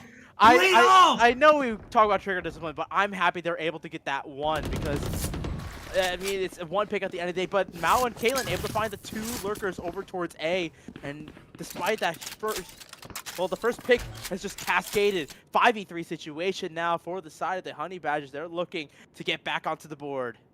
The thing is that if he has just waited just a moment, he could have 2 or 3 kills, and that is the end of the round. That's one of the most important lessons that you need to learn in Valorant. Trigger discipline, wait until the last moment to take those kills, because you don't know how much teammates they have behind them. The 2 last players from GP trying to put the pressure 30 on seconds A. left. Now with the paint shells from Mao hitting in the exact spot, making them fall back in order to gain their back. Meow just hunting down. Look at him, slow but surely, alongside Bento. They are going to make an incredible play from backside, from front side, from every place. Mao just holding up. Okay, we take a lot from Sachi. Evelyn just have to shoot back. It's a flawless from Honey Badgers, ladies and gentlemen. Incredible play. We could have a 6-6 going to halftime. That's a very even brawl between these two maps. As I talked about back and forth, and I talked about the ultimates in the pre-round, but none of them had to be invested. What that was just excellent positioning from the defense. They were able to spot out the two lurkers. They understand they love, the side of Yippee love to have 1 or 2 people on the other side of the map, trying to gather space, trying to keep people in. But now, it's last round. Ultimates are going to be bought up. Weapons are going to be bought up. It is going to be an absolute brawl. The thing is that this is the last round. Every credit you have, every ability, you need to use it right now, right here. It's not going to transfer to the other side. Again with the secret from Meow, hoping with the Godlight, just from teleport. Blue Jay Sun slightly blinded, be just holding on from that box. They see it, they saw it, checking the fly. Now with the regrowth. But the point is, they left it alone, and he is hunting down now with the fly from Sweet. 5 against 3, the spike is being planted, but at what cost? Janus, they are down south with the showstopper, taking a lot from Emily. Now with the paint shell searching for a third elimination. Sachi waiting from the trash, just with the jaw stem, trying to be hunt down some prey. Nothing connects. Now Sachi needs to hold down, needs to wait out there, hunting down things off from now. From the points that Meow gets from the side from last second is live. 4 against 1, Toda with his back on the wall, taking shook out. 3 against 1, you can do it, Toda, you can do it, Toda goes to hell! Just going executed to the Shadow Realm! 6-6, we are draw, and we are going to the second half of this game. Switching sides. Oh my god, these teams are so evenly matched. What a first map. First half of Vine. That's exactly what you wanted to see out of these 1 enemy remaining. 100%. Incredible attacking side and the game of streaks. 2, 3, 2, 3, 2. And now side split B. Now moving to the defense. Honey Badgers now, you want to see if their offense, we didn't get to see how their attacking side looked like on Ascent in game 1 just because their defense was so dominant. But now going to 6-6 half, it's really going to be on Honey Badgers, see what they can get done on this attacking side. You're looking at Mao, you're looking at Caitlyn, and seeing if these flashes are going to play a much bigger role than they have on the defense. Now the question is, who's stronger? Strongest on this side, right? On defense, on the attack, because we have an equal side just in the last fire. Now being trapped by the trap wire. Be careful, he's completely muted by Blue Jay Sun. Now it's a 4 against 5 with the whole numbers fitting on B side. The problem is that now he's got the lap from Bento. Blue Jay with that Cypher, incredible play, and he needs to shut it down. He needs to take another life. Come on. Teleport by the Honey Badgers. Going back to A. The problem is there's going to be defenders right there waiting for them. Toad and company. Even as they planting the spike, Evelyn takes out from Caitlyn. Evelyn with Meow. It's gonna be a flawless shoot out. The last one standing. He's searching from his companions. They are all dead, my man! Flawless! Ladies and gentlemen, from Jippy! And here's the replay. Power by Community Gaming. Excellent stuff coming out all the way through. It was this big Cypher setup. You know the power of Cypher, especially on maps like Sunset when we talked about the dangers. But Bind has always been a great map for Cypher, and on top of the strip, you can just see, look, there is nothing for Mal to do. All there are is just, they're screwed at that point. Something you got to look out for onto this attacking side. And now on the light buy, they're going to be on a full save. Meanwhile, they have the full buy. They have all the weapons they could ever ask for. Meow again. Swolf searching for something. Sweet cover. Sky smoke. Here comes Mao. Be careful, he has a cherry in hand. He's gonna play cherry. Evelyn taking this dive. Double. Shuka avenges his friends and brothers. Now Toda with the singer from Veterans. He needs to be careful. They need to be careful how they're gonna execute this. Incendiary just to make pressure. Toda with a paint shell in his hand doesn't execute it yet. Jenna, wait up. Hope for time. Trying to hold as possible. Caitlyn with 22 points of life. He needs to take an elimination there, devour. If not, he is out of the game. Blue Jay Sun taking his life. 2 against 3, 2 against 4. Oh, they're gonna expect a second person? Be careful with you, Kyle, from the backside. Taking 1, taking 2. 3 elimination by 2, Kyle. 2 against 1. He doesn't have the spike. He's alone against the own Brimstone against Straight. If he can take this kill, then it's equal terms. He only has 28 points of life. The spy cam secures him. He knows where he is. Sachi's going to take Right here, right now, 30 Chukout seconds doesn't have left. an option. Just have the wingman. Be careful, my man. His wingman doesn't have it. Spy cage, cyber cage. You just need to compromise. You need to go fast to execute him. 8-6. JP my brother. JP takes another round for them. Really close towards the end, but at the end of the day, the defense holds up. Really smart positioning over by Sweet, able to hold things down, surviving on 28 HP, and waiting for the reinforcements. What is brought down to the one. Last player standing. Actually managed to get back just on time A. to help clear out a little bit of space with that Gecko utility. But now the weapons have been bought for the Honey Badgers. They'll have a little bit better weaponry, and it's going to be a full bonus for Yippee. So you definitely see the attackers in favor of this round. 8-6, 2 rounds differentiation. One thing is that now thinking a lot from Sweet, thanks to that judge. The big guns coming into play. Facing the search for on the Vandal, taking a lot from Toda. Now Evelyn, lean out, be careful that Gatten Light doesn't hit. As he wished for. But Caitlyn taking a lot from Evelyn from Showers, now Sachi from Lab. Be careful, he's the judge! Hit on the chest, nothing to do! Spike already planted. The only thing the Blue Jay Sun can do is dive! Flawless! From Excited Badgers, ladies and gentlemen! Excited Honey Badgers, 8-7. I want to be honest with you, Janice. We have a lot of flowers in this second half. Oh, it's super aggressive, but that's exactly what you want to see from the Honey Badgers. They played that exactly, as I said, flawlessly. Exactly, they played things really well to a T. They took the showers pressure very passively. Once they understood that, hey, we don't have showers, they pushed store extremely fast, able to grab a couple picks, and then from there, it's just great positioning that helped win this round.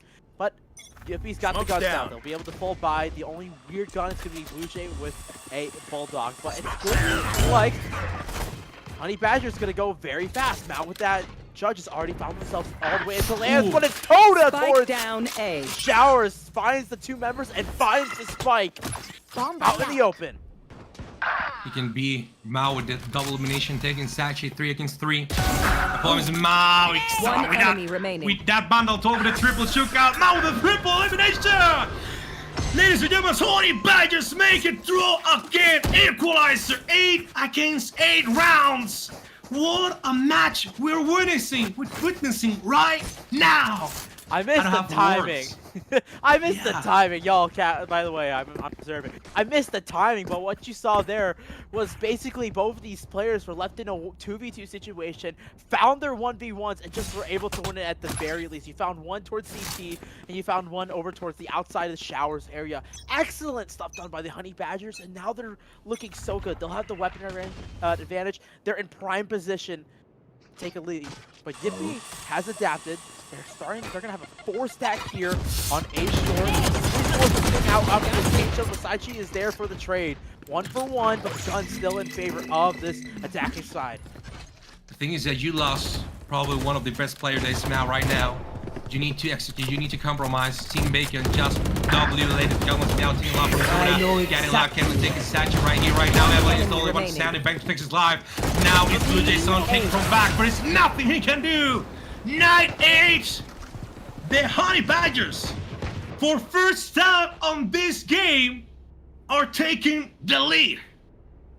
As you're hearing, the team that won the prior game has just right now on the 19th round, on the 17th round, taking the advantage. 9-8. We are now gonna witness who is a better team. Equal arms, equal weaponry, equal everything. Let's see who is making either the equalizer or the advantage, Janice. It's gonna be showstopper early from Toda, trying to take that space very easily, but it's going to be a pushback through. Satchel's slowing down, but it's a 1-for-1 trade. Evelyn's got to get out of there with their life. They're just barely able to do so. I don't know who he did it. He was completely blind by that thing. Got in light, being to holding out for those sky smokes. Mao with stick bacon, checking every angle, just mark it. Showstopper hitting Evelyn on the ground. Completely annihilation. Sweet weapon out. Butter, baby. Taking his life of Mao. 3 against 3. Spike planted. Race against time right here, right now. Street from Lamps, you need to be very precise in order to execute this. Sally is taking a lot from Caitlyn. Bento takes his life, 2 against 2. They still have a neural tap. The problem is that Blue Jay's son takes a lot from Q Kyle. And now they know where he is. They know where Bento is at. Still the orbital strike takes a lot from Bento. Blue Jay's son is gone. Bento. Oh! Eliminated by Sachi. Why didn't you play time? You had orbital strike! You completed it until the end of times, my bro! 9-9 equalizer! Play, replay, bro 2 by Community Gaming. Oh my goodness, I know they got a little antsy. That's what happens in 1v1 situations. The time gets so difficult. Blue Jay able to find one to make things 1v1 in favor of the defense, but you still are able to hold on Bento for a little bit. They had the close range ability, but they just felt a little more confident in their aim, trying to get a timing onto Saichi, but Saichi just a little bit quicker, a little better movement. They're able to find that round 1, and we are once again tied here on bind. I don't know you again, but it's beginning to wait. Thought out getting eliminated by Caitlyn. Evelyn taking the bench, that's his teammate. Right now from Showers, Mal against Street. Taking that kill. 4 against 3. Evelyn needs to run away, but he's hunt down by Mal just outside Showers. Come on, man. He was taking a damn shower. 4 against 2. Sash from Connector. Hunting down by Mal. Blue Jay Sun taking life from the duelist. 3, 2 against 1. Blue Jay Sun hunting down every single of those honey badgers. The problem right now that he is completely surrounded. 2 players waiting for him. He really needs to play out of here. Bento waiting up. This guy's mind is gonna get his really solid. He really solid. He's gonna be the 4. He's gonna be the 4. Executed. 10-9 in favor of the Honey Badgers. What was that? Their elders. Oh, it was played. Blue Jay able to get 2 miraculous kills in what was a 1v4 kill onto Mao, I believe, and then they're just a spray through from heaven, able to make things into a 1v2 situation. A crossover from Bento nearly cost everything the round once. Sweet was able to find the kill onto Meow, but Bento a little quicker on it, finds the last kill, and we are once again a second lead given to the side of the Honey Badgers. A huge chance for them to storm back and get themselves ever so closer to match this point. Kyle though, is smoke able to find 2 big kills. 1 enemy remaining. For 1, and the round's over. I don't think you should put that Empress. I think he was a little bit over the top. He should have saved it. There was only 1 player resting. But okay. Well, Caitlyn wants to play it safe. Blue Jay Sun coming from Defender spawn. Going from the Sheriff. Fighting against Mal. He only has 2 rounds left on that gun. And he's gonna lose it. 11-9. 1 round prior to match point. No timeout whatsoever. And the sad thing is that we have sponsors for timeouts. And we cannot mention them because we haven't had any timeout in any of the 2 games. Seriously, but this series is going so far. These squads are so evenly matched up, regardless, no matter which way you want to put it. Still, the defense, they got ultimates. They have the Seekers, they have the Neural Step, they have the Orbital Strike, they have the Thresh. Excellent retake ultimates. Launching smoke. But it's going to be a switch up for the attacking squad. They're pushing all the way through B, and it's just down to Blue Jay to hold things down as best as they can. Okay, be careful right now. Chill. Taken out. Blue Jay, you got this, man. You got it. Seekers now hunting him down. He doesn't have any pain shields, doesn't have any showstopper. No! He lost just against Mal. Straight right now, holding out the orbital strike, hitting by the Seeker. Now the strike's coming down, stopping on the moment. That spike, Mal from shoulder, waiting any type of defender that is trying to pass out incendiary. Excellent dude. Cyber cage. Mal just hitting up, trying to concentrate. Just need to go W. Be careful with this. Two other elements. Mal 4 against 4. The problem is the time. The problem is the time, Janus. The problem is the time that he's jumping right in their back. There is coming down. Trash sacrifice. Someone taking off from Caitlyn. It's now or never 3 against 4. Toda taking a lot from Meow. It's now or never. What are they gonna do? They need to concentrate. They need to compromise. They need to take. But the orbit strike is falling from the sky. Sugar incredible elimination on 12 with the triple. There's only resting one. Sweet is dead.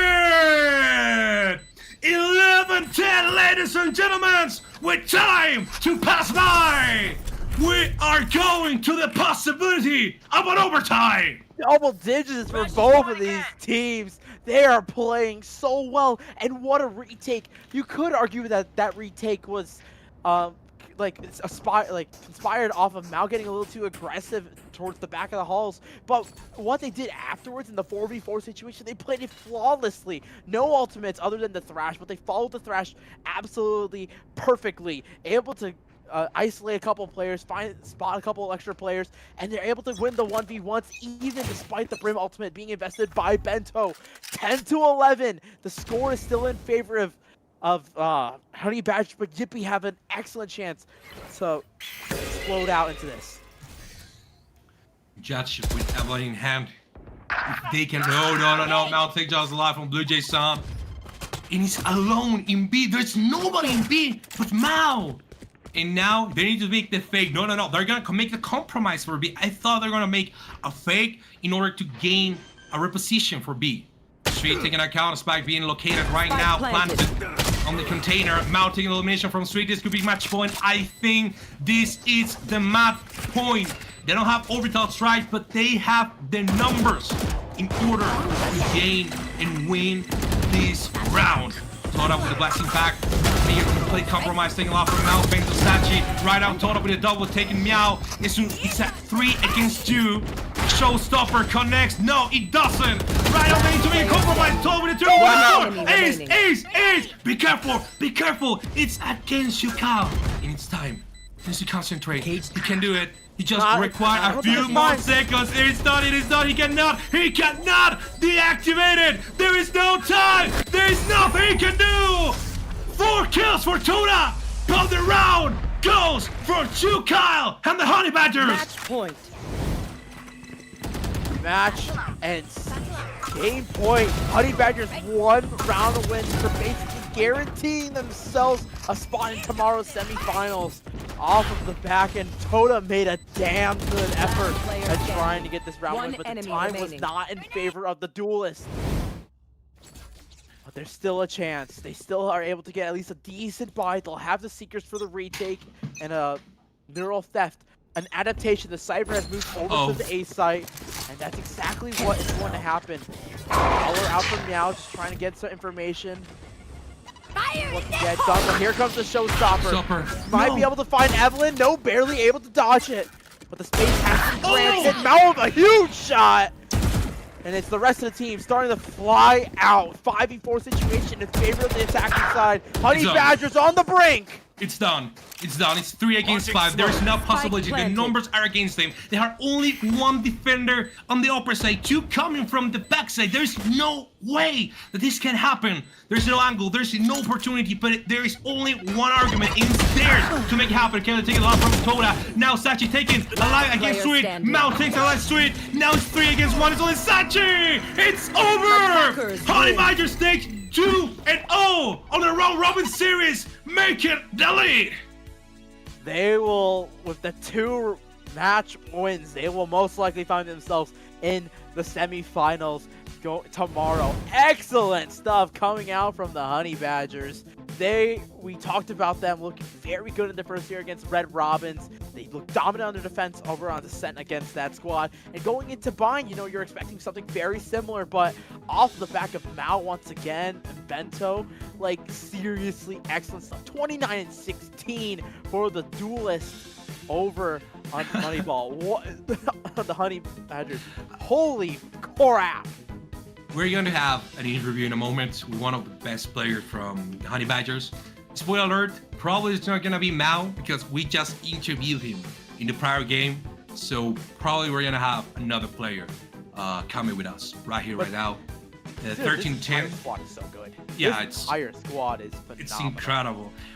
We will have to watch the games from the Group A in order to make more or less a standing, see which team is better, which team could make it to the grand finals. But I 100% believe that EXALTED Honey Badgers could take the grand prize of $100 brought to you by Community Gaming, if they continue to play this style of game. I think that was probably the biggest problem.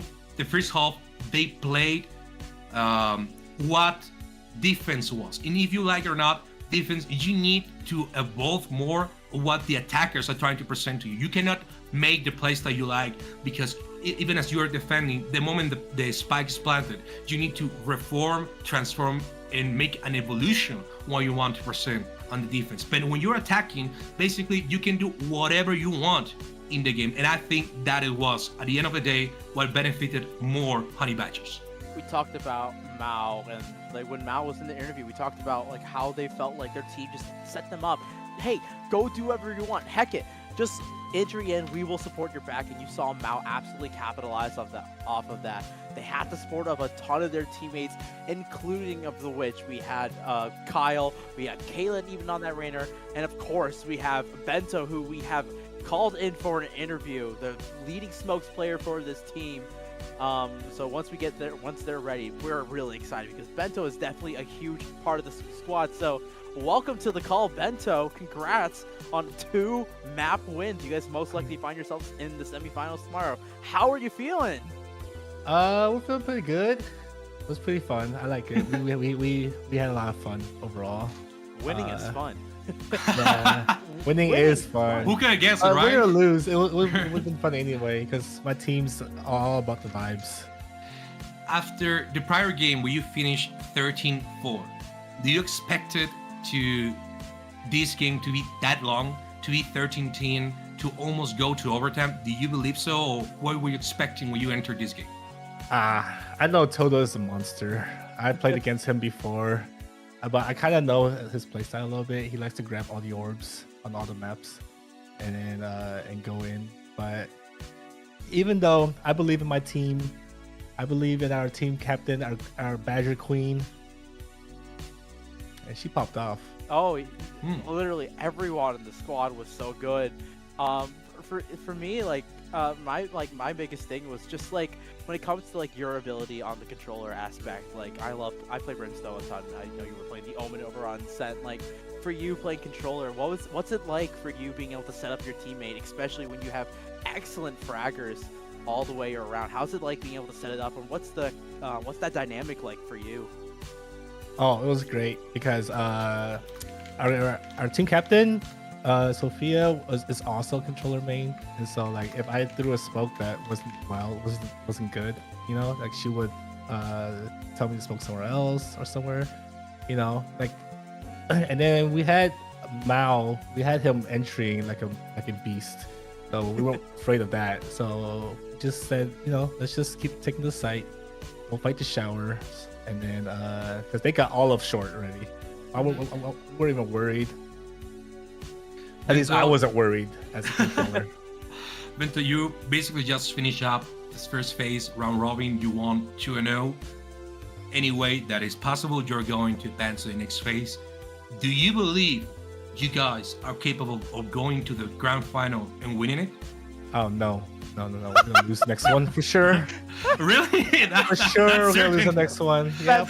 Bento, respectfully, I will have to like disrespectfully disagree with you. You guys are looking phenomenal. Like there is one thing where you guys like you look like a good team, but you guys look like a well-oiled machine right there. You guys just like everything just seems to work out so well for you guys. Like give yourself some more credit. You guys get the night to rest tomorrow, warm up.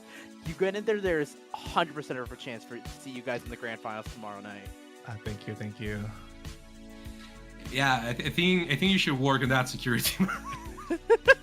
I mean, you played great. I think this is the first time in my career that somebody was interviewed and say, "Oh no, we're gonna lose the next game." Yeah, we're losing the next one for sure. We're gonna go 0-13. Believe it. We're here to have fun. You know, reverse psychology. You know, maybe that's what Bento's playing at. No, I truly believe it deep down in my heart. We're losing. No, you know what? If you don't have faith in you, I'll have faith in you. Bento, thank you so much for joining us for an interview. I know you're all done for the match tonight, so I hope you have a great evening, and we're excited to see you tomorrow for the semifinals. Thank you. Thank you so much. Bye. Have a great night. Good luck, Bento. I'll see you guys tomorrow. All the luck in the world. And ladies and gentlemen, we are going to take a short break. Just a few moments. We were going to come back at 17:40. Just a couple of minutes Pacific time in order to watch the last game of Group B, Jibber versus Red Robins, the only possible win for both teams. We're going to have a short break. We'll be right back. Thank you, Community Gaming, for powering BrownieVAL. Community Gaming is the all-in-one platform offering esports infrastructure in order for people to create, facilitate, and participate in esports tournaments. And its partnership with the Play to Learn Foundation helps provide prize pool grants to grassroots tournament organizers. Learn more at communitygaming.io. Thank you, drawwithkristi, for supporting BrownieVAL. Bring Toffee the brown bear home by purchasing vinyl stickers for your journals, water bottles, laptops, and more at Kristi's Etsy shop. This is me, I'm so royal, and you all wanna be round. Yeah, you all wanna be round. Round a champion, a champion. I got tons of soul on my true collective ball. Famous, also famous, #1 desirable. I do what I want when I want and how I want it. Leave you with the one in, yeah, that's how I roll. I got change to throw, I don't care about no gold. Better, so much better, flipping incredible. Always on the show, so they know that I still got it. And I never feel sorry, yeah, to the world. This is me, I'm so royal, and you all wanna be round. Yeah, you all wanna be round. Round a champion, a champion. This is me, I still love. Oh my god. Cause you all wanna be loved. Yeah, you all wanna be loved. But a champion, a champion. When I hear him come like my fuse and then ba-bum. Later, see you later, I'm about to blow this up. You can sing my song if you want, I know you want it. It's always kinda funny, yeah, cause I know I'm a superstar in the sky.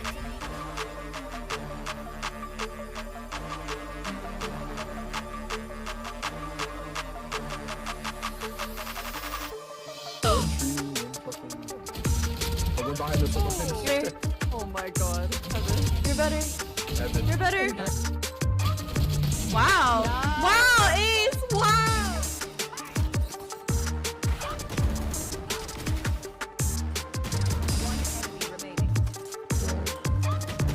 I have my knife out.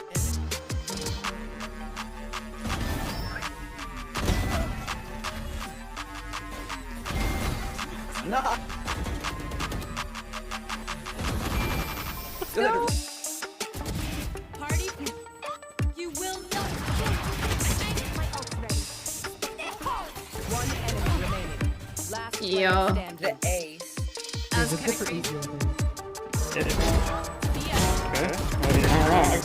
You're not wrong.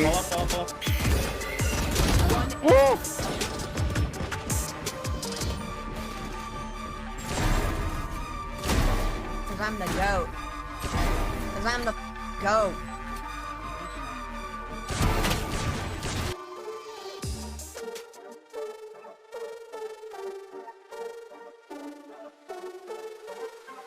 Somebody. Yeah. One enemy remaining. Please, please, please, please. Please.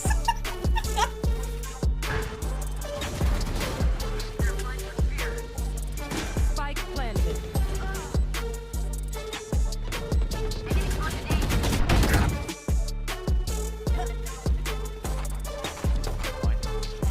One enemy remaining.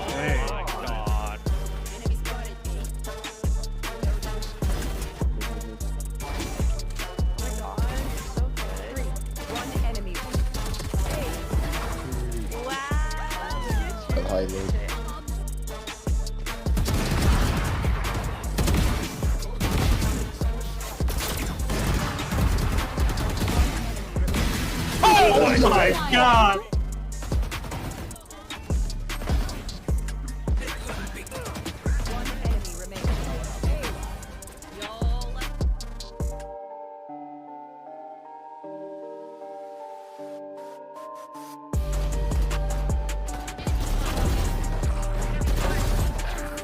Yo, 46 lane.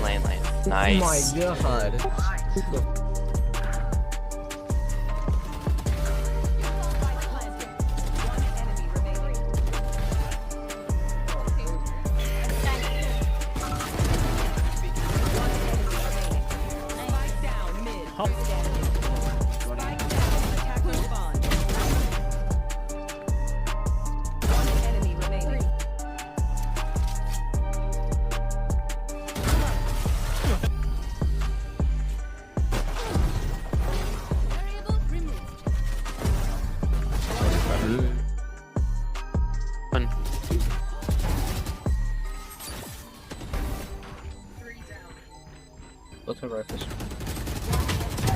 Let's go!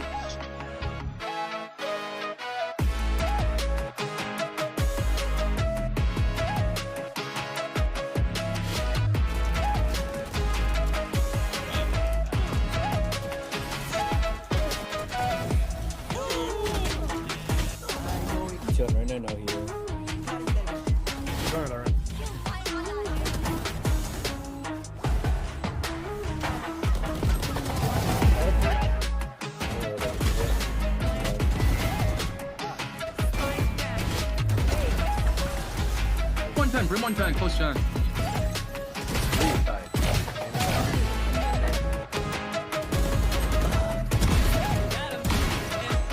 One enemy remaining.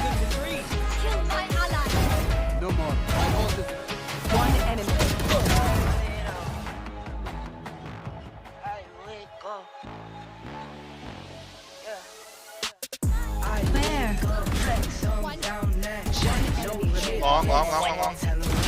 Long. No sleep, no rest. Might crash, might wreck, but first I stretch. Tell 'em run it up. I wake up, flex, thumb down, that check. No one is. Tell 'em run it up. No sleep, no rest. Might crash, might wreck, but first I stretch. One and run it up. Oh my hands, I'm by my lonely. Two is savage, now my baby wants to hold me. I love my fans, don't need no fans, I got my own. Nice, Thought I could trust you, I find out you tried to zone me. I'm number one up on that court, I'm eating grid. One is one in, the last one out, can't call me Lil. Put in my hours, send the invoice, and they pay me. I need 6 rings like MJ and Tom. I wake up, flex, thumb down, that check. No drip, this, tell 'em run it up. No sleep, no rest. Might crash, might wreck, but first I stretch. Tell 'em run it up.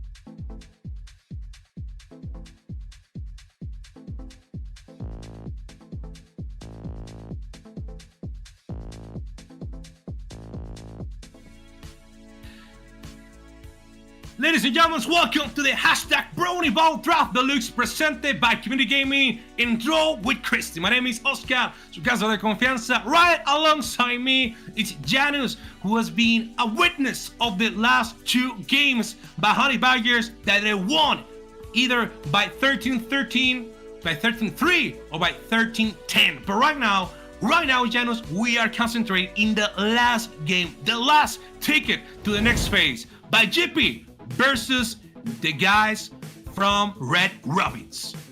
Exalted Honey Badgers has claimed a ticket to tomorrow's playoff stage. They'll be in our semifinals tomorrow, but right now it's going to be a battle versus Yippee and Red Robins to decide who will find themselves tomorrow's bracket. Winner plays tomorrow. The loser will find themselves out of this tournament. That's the thing with the Red Robin stage, and we are lucky enough for our best of 3. Not best of 3, pardon me. Our game 3 is going to be the one to decide it all, and we got 2 really great squads going at it. We haven't seen Red Robins in a hot minute. We did get a chance to just see Yippee on bind against Honey Badgers, who took Honey Badgers all the way to a 13-10 map scoreline. So we're hoping right now Red Robins took their hour break, got a chance to reset. They'll be able to go into this match feeling a lot better, a lot cleaner, and can bring it to Yippee. Okay, so we wanna talk about 2 topics. The first topic is that the first game, as you're watching right now on the Group B table, was finished 13-3, 3 rounds only from the Red Robins. On the second game, Exalted Honey Badgers really put up a fight against Jibber to the point where I was talking to Janus. I thought that Exalted Honey Badgers could lose this game. Jibber lose it all in the end, 13-10. So, taking into account that, counting down the rounds, the statistics, the analytics, we can make the possible idea that Jibber is the strongest team that Red Robins, and therefore should win this. But at the end of the day, you specifically said it, Janus. They have just come for a break. They have a little time. They'll talk about it. They probably have talk about new ideas, new strategies, and probably they have come stronger than ever. And it's going to be a thing of confidence. You're going to be looking at Mayberry TFT, their main duelist, on the Jet over on Ascent in that first match. They did go 11-17, not exactly the strongest starting one for your duelist, but again, it could just be a thing of warming up. But they're going to be facing down Toda, who was absolutely on fire onto the Rays. It was such an exciting player to watch. I've known Toda for a while now, and there's so many things that duelists can absolutely pull out of their pocket. It's going to be a really fun match seeing these 2 duelists go head to head, but really it's this entire squad that's going to be, hey, how well it's going to be doing. I'm really going to be looking at these team captains, seeing how well they can lead their team into success. You got Robin for the Red Robins. I know Robin, again, I've known Robin very personally. He is wonderful. He's a wonderful leader. Let's see if he's able to get that mindset change, bring this team great map win, and hopefully get themselves into tomorrow's team. But Yippee is a very formidable foe. Okay, so we're gonna jump into the game in a few seconds. Everybody's ready, everybody is here right now, and let's talk about the map. Ladies and gentlemen, it's not Sunset, it's not Bind, it's not Split, it's Lotus. We're gonna jump right here, right now, like we were just in a movie of Indiana Jones. Lotus in the far over, I think India, if I'm not wrong about the lore Valorant, I have not studied it that much. We're going to jump right into Lotus. I'll be quite honest with you, Janus. I don't know how strong, how weak both teams could be in Lotus. I was talking to you about this. In maps, just like Heaven, just like Lotus, when there are 3 entry points, you are either well organized in order to defend and enter, or you are completely overrun by the attackers or the defenders due to the point of being various forms to enter and go out of a site. This Lotus for me is a map that can be blown up through individualistic aspects. Teams that have excellent fraggers can all of a sudden blow up around either side, but teams with excellent chemistry and great setups on the defensive aspect can also be just as impactful. I know it's kind of dumb to me talking about, hey, if you can shoot the head, you're going to win the game. Yes, this is Valorant. That's obviously what's going to happen, but great teamwork and a lot of different compositions that can be pulled out can be absolutely huge in bringing a team a map win. I know Robin is most likely going to be on the controller, and that team might be running a double setup. You can still see Viper is still a very popular agent. The Viper and the Omen, the Viper and the Clove, a lot of different aspects that we can see from these compositions, but it's really going to come down to who's got the better game plan and who is a little bit more experienced on it. As we get into the agent select, what I'm looking for is the type of duelist we're going to get. Are we going to get the Raze, or are we going to get the Jet, or are we going to get both? And Sachi over for Yippee potentially will be our first Clove for the day. Okay, I understand the Raze by Toda. Apparently that has been playing incredible great.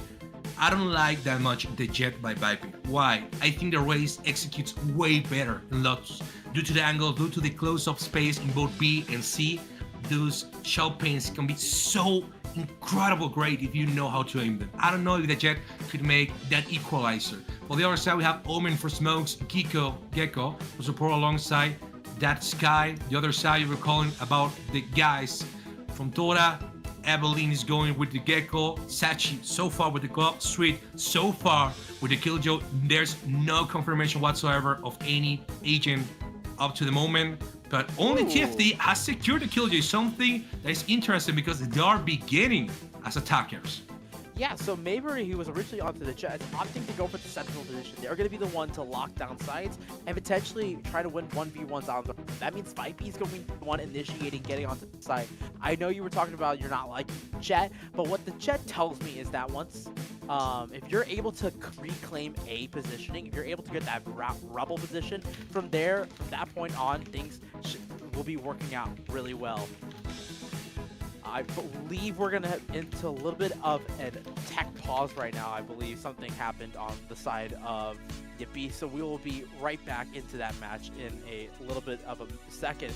But as long as we talk about Lotus and these compositions, I think it's going to be really fun to see these two duelists, that if they continue doing these compositions, because again, it's a complete reset of the lobby right now. I believe we have someone who hadn't come back, not in time to pick their agent, but it's going to be a battle of which duelist is better.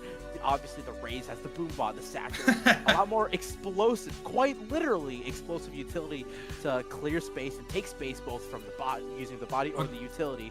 But the Jet does allow the operators to be used a little more freely once you get that in the hands of someone. So potentially that's going to be a little bit of a different mindset of the games.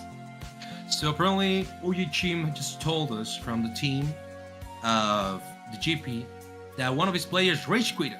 And Evelyn has telling that they're gonna kick one of the players so they can do 4v4. But now everybody's okay. The Valorant just crashed for a second, you know, everybody knows it.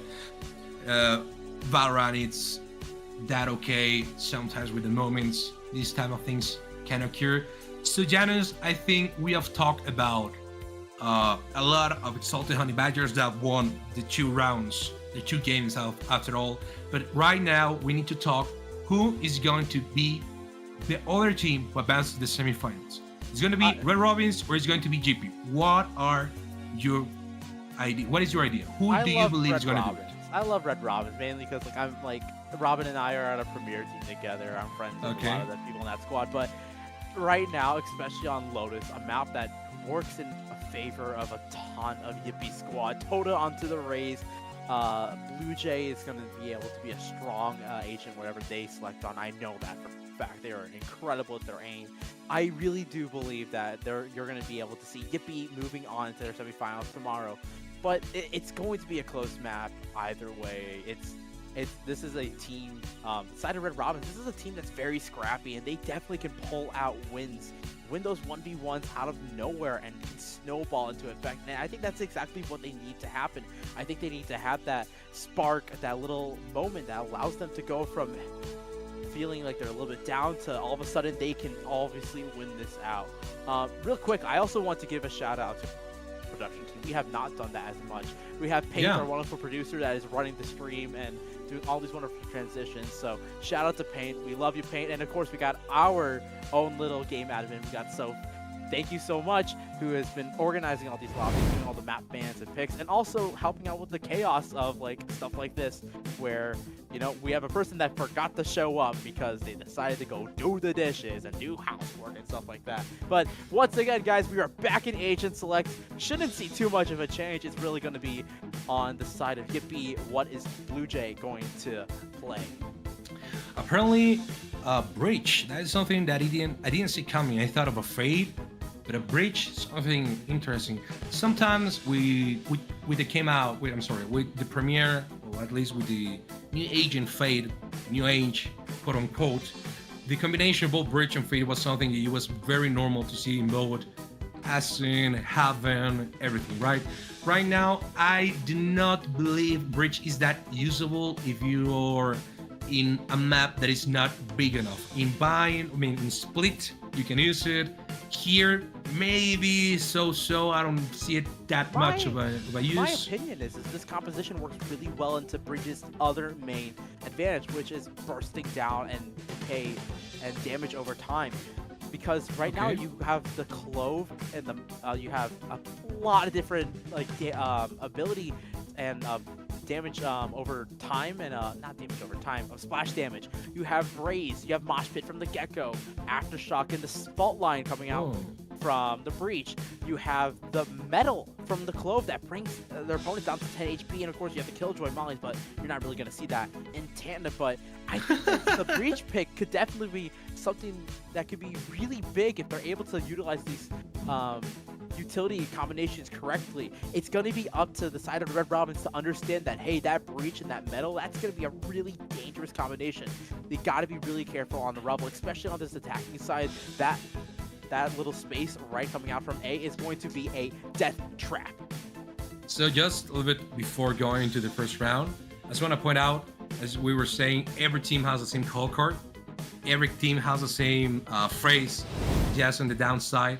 The guys from Red Robins has the uhu, and the guys from GP has the catchphrase. I don't know how to explain it in English, but as you have it right there, ladies and gentlemen, we are about to begin the last game of this #BrownieVAL Draft Deluxe, brought to you by Community Gaming and none other than also by our sponsor drawwithkristi. So you can do it right now. Let's begin with the last game of this Saturday. Remember, GP's lost the prior game. Red Robins lost even worse. Right now, they're trying to enter from the side of C. Tora taking the life from TFT. Be careful with this.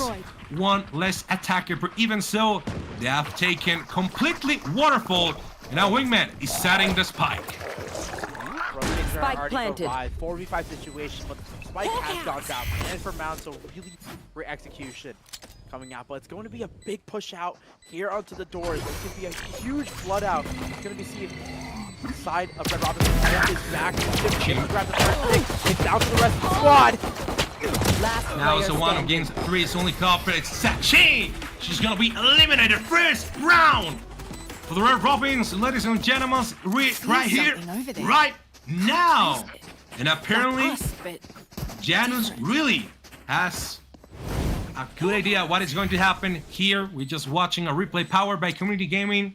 Thank you so much, Community Gaming, to supporting this tournament for the community of Valorant all across North America and all parts of the world. I mean, I've worked with Community Gaming in Latin America, so I can tell you, Community Gaming is present in every part where esports are present. So right here, right now, we have a very huge difference in armament. OJ Chimp and Robin had Vandal in their hands. Let's see what they can do with them, Janice. Yeah, same setup for the defense, pushing all the way through A, using that big utility combo to get outside, but on the other side is the exact same extremities, pushing all the way through the C side. Now it's just Mayberry holding things down to hear all this noise, potentially could get a huge timing on defenders. Oh no. Oh no! Oh no! Tora gets TFT eliminated, and therefore he picks Ghost, the Stinger, Spectre, Paranoia from Chimp, trying to make pressure. Be careful because there is a Vandal just in the corner, Tora. There is a Vandal just in the right side, Tora. Tora, don't enter. You're entering the Wolf's Den, Tora. Do not go, Tora. Do not go! Emily's eliminated just alongside Donald Robin with a triple elimination. Only Sweet is available. It's standing with a classic in his hand, but it's not gonna last. Chimp going hunt him down. Sweet eliminates them, taking his gun in the process. But even so, they lost the round. ippee goes eliminated by Sweet. Well, at least he takes a bundle. But even so, 2 kills. Be careful with that, Red Robins. Yeah, big for the defense, able to get that that rifle out of the hands and claim it. So great for the economy, even better for the sake of this next round against the Red Robins, who are only going to have 2 Vandals and already going to take care of One enemy remaining. this round, but not exactly the most ideal for the side of the attacking squad. But they do have that thrash. Robin already looking on fire. The captain starting to come alive. Exactly something you wanted to see going into this. There is a possibility that the first game was just bad at the beginning. You know, something of nervous, something of jitters. It could be the position now that I'm not my man. I mean, you're about kill, completely eliminated. Lotus kill, Blue Jay Sun takes a kill, but therefore TFT and Sona takes their own kill, making it a 4 against 2. Evelyn taking the life of TFT thanks to the bundle in the open side of B. Now Red Robin going from A, Sachi hoping up, waiting, taking the life now from Robin. Only 1 against 1 on the side of A. And therefore, they need to go back. Spike planted. Run against time. Soma coming from behind. He can take stronger gun. Evelyn putting up just the ultimate point. Chimp waiting up on the backside. The time is running out. They need to take a decision right now. The Badgers, either that or loss. Rayman is going to compromise, trying to deactivate the spike from himself, but he doesn't fight it. Be careful with this! Someone taking elimination from Emily, and now Sachi taking some of the problem this time. Oh yeah, Chim is gonna walk out. W, full classic in hand. But even so, Sachi takes the kill. The problem, my friend, it is that time no longer exists. 3-0 for Red Robins. 3 rounds that they take a complete game from Honey Badgers right now. He only took 3 rounds from the guys of GP. Big timeout coming out, our first one of the series. Something you've been demanding squads to do, but obviously Dippy not feeling great. All for Red Robins, all they needed to do was do some damage, give up the round potentially. If you get the spike down, excellent for economy, but now it's a 3-0 lead for the Red Robins. On the attacking side, you still have the thrash, and they are playing excellently. They are manipulating this map. That's the hardest part of playing defense. So many sites to cover. It spreads your defense thin, and the defense, they tried going for this little bit of A aggression without using the utility, hoping to catch the Red Robins off guard, and it didn't work. Instead, it costed 2 players. A little bit of trades come out, but in the 2v2 situation with the spike down, it favors the people that got the spike down, and they're able to close things out together. Really well done, especially Chip right there, closing things out, stalling for time. Saichi left alone to try and get the spike down. There's just not enough time to do it. So the adaptation needed for the defense now. Now we're in timeout. We were in timeout. Don't forget to check our sponsors, Community Gaming and drawwithkristi, by using commands !CG and !Kristi with a K in order to know more about them and to use their promo code. Ladies and gentlemen, we are going to jump after that tactical pass from the guys of GP to see if they can make something happen. A huge difference in armament. We have a Bucky, we have 4 Sheriffs against 3 Bundles, and 2 Ghosts, 2 Phantoms. Let's see if this can make any possible change, Janice, because let's be honest, this has not been the game so far for the guys of GP. Fall line just launched, connects with 2 of the players left. Sally cannot go to more.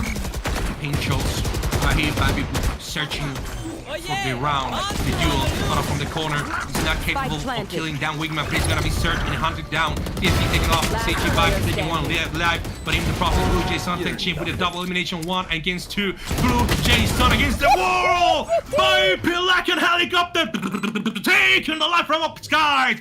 4-0 even after a tactical pause. High ground, yep. Vipey able to just get on top of everything, close things out, but the real story is that was just the post-plant positioning. attackers were able to get a nice little crossfire. Two of them playing from free, and they pushed out the exact right time they needed to.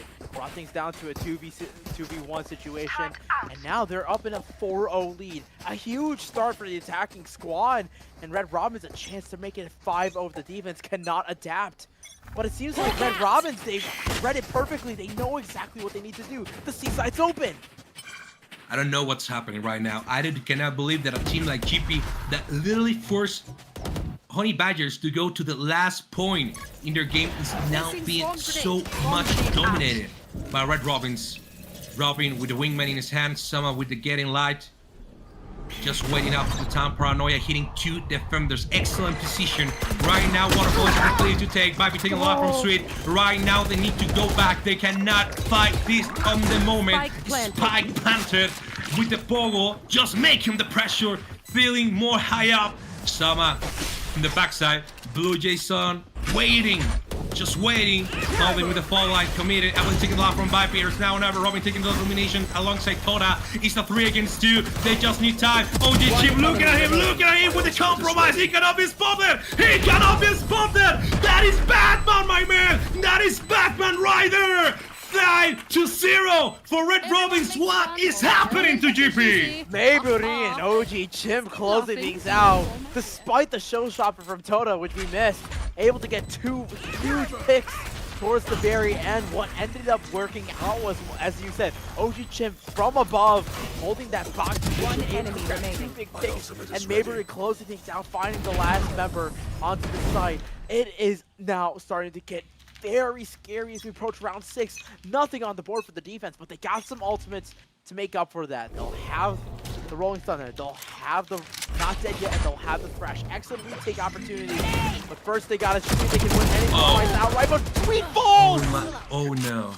Oh no. That is speaking about mental. That is speaking about mental in a whole different level. 4 against 3. 3 ultimates. Sachi just waiting off, put some smokes. Found them. TFT with the bundle in hand. He's gonna go and hunt him now. Look at him and go! Sachi takes his life! 3 against 3. Here's opportunity. Spike located. Hold it out. Evelyn taking his life. Sachi coming back from the dead. 2 against 3. Sachi's just back. And he's going to hunt down Robin! Chim avenges his brother. He just needs time. Taking a live auto now from Evelyn. It's Omen against Omen. The difference is the life points. Another smoke. Toda just need time. He just needs time. Toda, you have 27 points, man. You got it! Point for Chim! 6-0! 6th round without any type of answer from GP. Red Robins will not go to the halftime with rounds against them. Holy moly. Halfway through the attacking side, Red Robins look like a completely different team. We were talking about potentially they need to have some adaptation. You need to see Robin potentially come up huge and get like a really nice motivation speech or something like that, and things have worked out so perfectly. A perfect first 6 rounds on their attacking side. They have looked like immovable. They've read the defense perfectly. That's the thing. Squads are very knowledgeable of each other. Start to understand the reads. They start to understand the habits of the teams. Lockdown going to be invested from the attacking squad. This side is under fire. It's done. That lockdown practically contains everything from Waterfall. There's no way. I mean, they're taking their time in order to plan that spy. That's true, though. 5 against 4. 5. Well, 4 ultimates right now. They take it from the back. Now Blue Jason is sleeping with the fishes. Sashi waiting, just to use some smokes. Evelyn with his armadillo. Waiting up. Someone takes his life. It's a 5 against 1. Clover is the only one alive. Take the flowers from them. But even so, it's more important around. 7-0. I have a question I need to make, Janet. I have a question for the chat. I have a question to everybody. Are we going to witness a 12-0 in this first half? This is the round to decide if it's in the cards. You know, 7 is it's still very easy to come back from a 7-round deficit. But this is the round where it's going to decide. You still have the Rolling Thunder. You still have the Thrash. You're 1 away from the lockdown. Big ultimates for this retake, but right now, it seems like ippee has not been able to make the correct reads. The Killjoy setup has moved over to A. Everybody's in C. Towards C. And everybody's in A. the fake, the read. They're buying the most expensive line in the history of the game. And they're taking so much time. The Seek has been launched. They need to make a compromise. They need to run now. If not, they're not gonna reach in time and form. Robin with the trash, searching any enemy. There's no one inside. The spike is being planted right now. 3 defenders on upper side, 2 on the downside. They need to close that pinch, that scissor right here, right now. Sweet with the Vandal, TFT, and Chip taking 1 elimination. Each gave it 1. Chip with elevation because of being coming up flawless. It's gonna be a flawless switching level by 3. Take off from Chip, takes off from Soma, takes level TFT. Sweet is becoming sweeter. That sugar himself. Sweet with the Vandal. Be careful, my man. Think of it. Relax. Breathe. The game is in your hand. You need to play it safe. You need to play it smart. Come on, Sweet. Come on, Sweet. Time, Sweet. Be careful with your back, Sweet. Be careful with your back. The game, the clutch, the ace, it's nullified. 8-0. Let's go to see a replay by Community Gaming. Oh my god, look at this. Look at this crap. You saw the Thrash able to get broken quite easily. But what we're really hearing is this huge 4K from Sweet. Look at this. Not quite yet. It's like, it's a 1v5 situation. And you nearly pull it back from the brink and you're just barely able not to get it. It's devastating. We're on the edge of our seats right now. Even Soph is like just at edge. We're so on edge. Soda's trying to make a play. It's gonna get spotted out. The Skybird, the Dizzy, the Paranoia barely able to get out with their life. But the reinforcements have to arrive. Mayberry starting to be on fire on this Killjoy. Exactly what their job is. Lurking, finding the sites. Vipe's already made it onto the site. The Prowler just blows things out. It's just down to Toda onto the site, holding things down. And we grab 1 to spray through. Not quite able to find, but the numbers have been evened out. Blue Jay Sound from the cover. Selma and Chim taking on elimination each. 2 against 4. Evelyn taking off from Selma. This is it. Sweet coming from behind. He needs to become more fast. He's taking a lot of time to make the rotation. TFT identifying and taking Evelyn's life. Sweet, my man. Either you speed up or the round itself he's gonna save. He's gonna save that bundle. He's not gonna compromise. Understandable. Have a nice day. There's nothing else to do.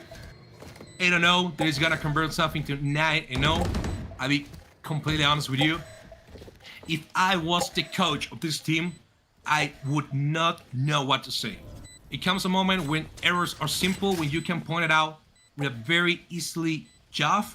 But right now, I do believe it's mental. I 100% believe it's mental. TFT searching for the elimination, Sweet taking his life. Even so, he's taking the guns and the economy from them.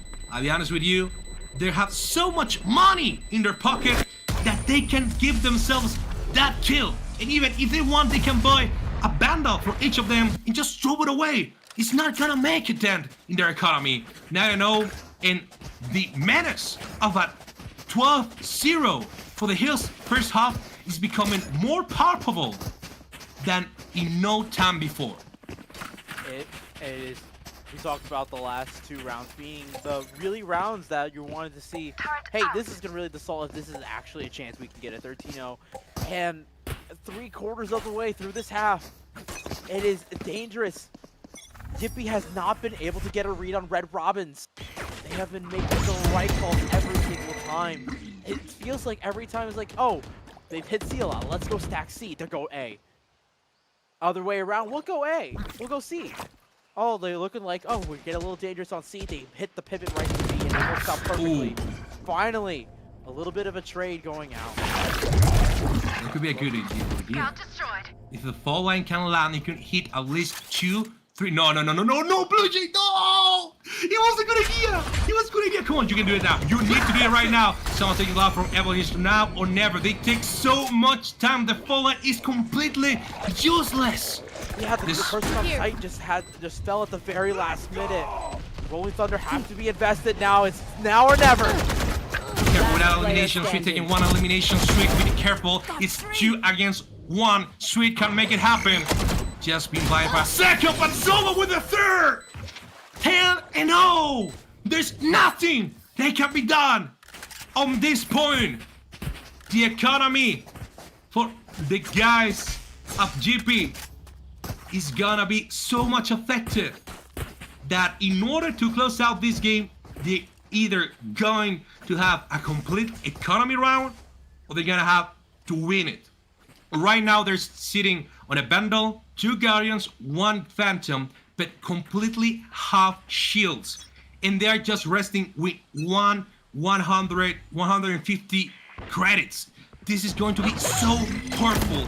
And I'm beginning to believe this could be a 13-0 Janus. Yep. Potentially. Oh, they're not gonna give somebody or not gonna give someone else. They're gonna have the lockdown potentially the C7, but the rotates have arrived. It's going to be 4 of these defenders already here. One Lockdown onto the flank. This flank from Sweet could be huge if they're able to get this time and they hear all this noise. Oh no. Oh no, no! Yes! Sweet takes elimination. TFT is completely nullified. It's a 5 against 4. Be careful. Oh no, Evelyn has been hit by the lockdown. Spike is only being planted right now from the shadows just to take some information. Chimp in a very good position if somebody needs to make a push, but he really needs to be stuck to that wall. If he lives it, he's gonna leave a huge margin to open. Sachi from the backside with the Guardian in hand. He just saw the gun. He just saw the gun barrel taking his life back with the Evelyn kill. Now with the full line, Blue Jay so it's now whenever with the flashpoint. Sachi needs to take over. Toda with the showstopper. 1 against 3. Robin cannot do anything to stop that spike. 1 elimination. No! The first round from JP falls almost on the end of the first half. 10-1. This could be a 10-2 to work on. It's a great Last round in the half. Finally get themselves onto the board. And it got a little strange, mainly because what I saw was like that from the shadow from OG. One enemy remaining. Right before the lockdown went down, that teleport came out, and all of a sudden, 2 of those defenders rotated over to A to see if, like, oh, maybe they move the spike or trying to go for a little bit of a fake, but no, it was a big C hit.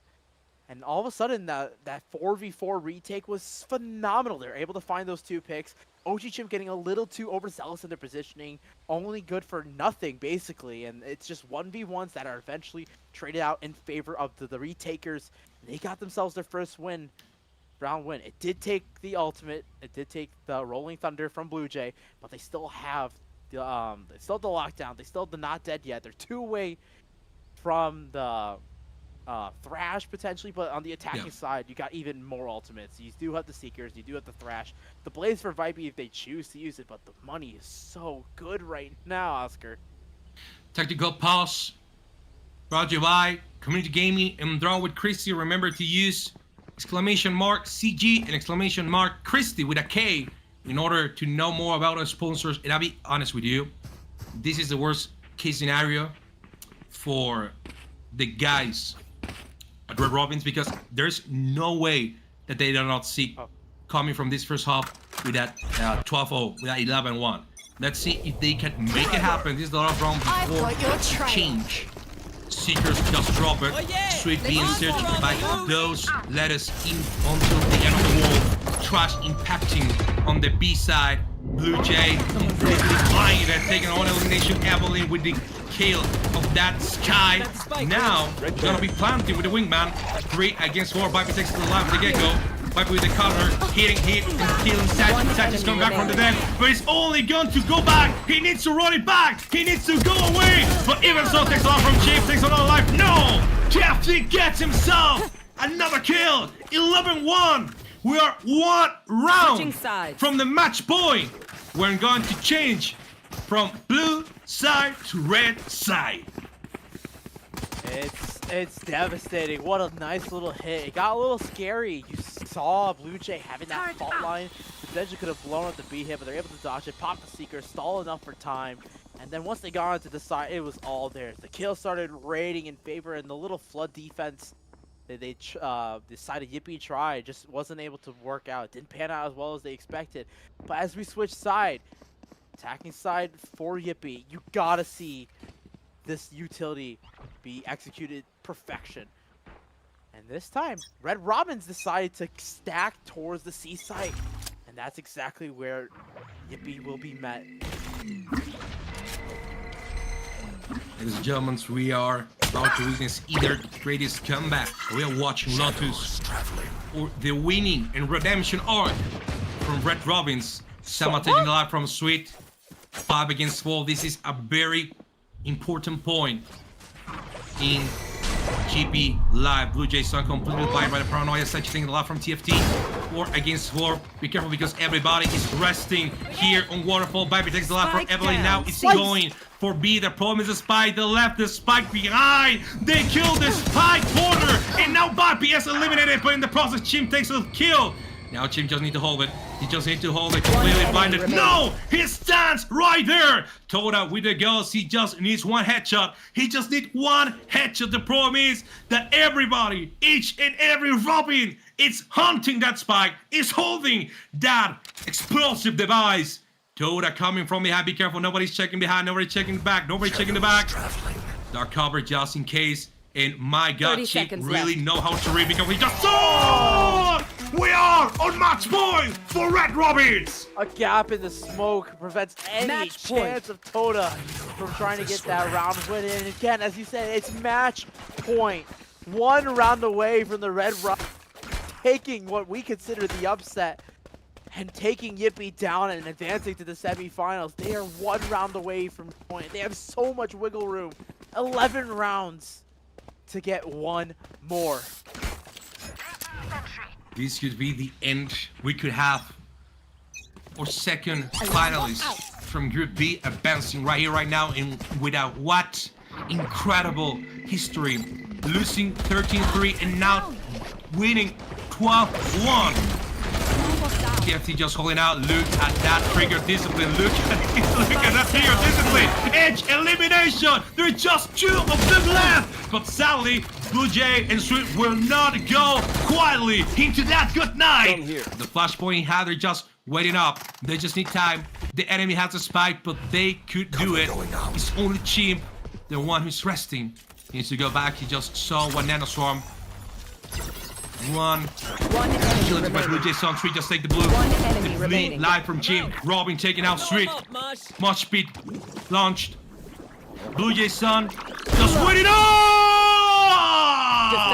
Red Robins win the series! They're advancing to the semifinals of the #BrownieVAL Draft Deluxe for tomorrow. Brought to you by Community Gaming and Draw with Kristi.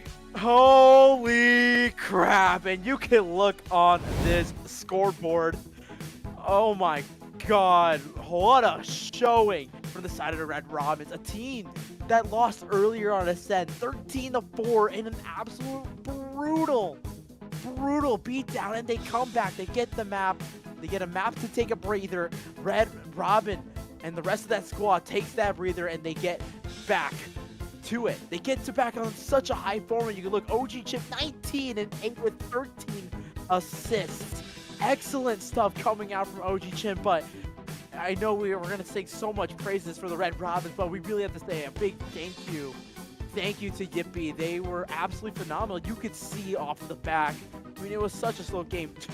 Sweet tried carrying this team on the back, put that team on their back. The weight was just too great, and a nearly flawless 13-0 just turned to a 13-1 at the very last minute, basically.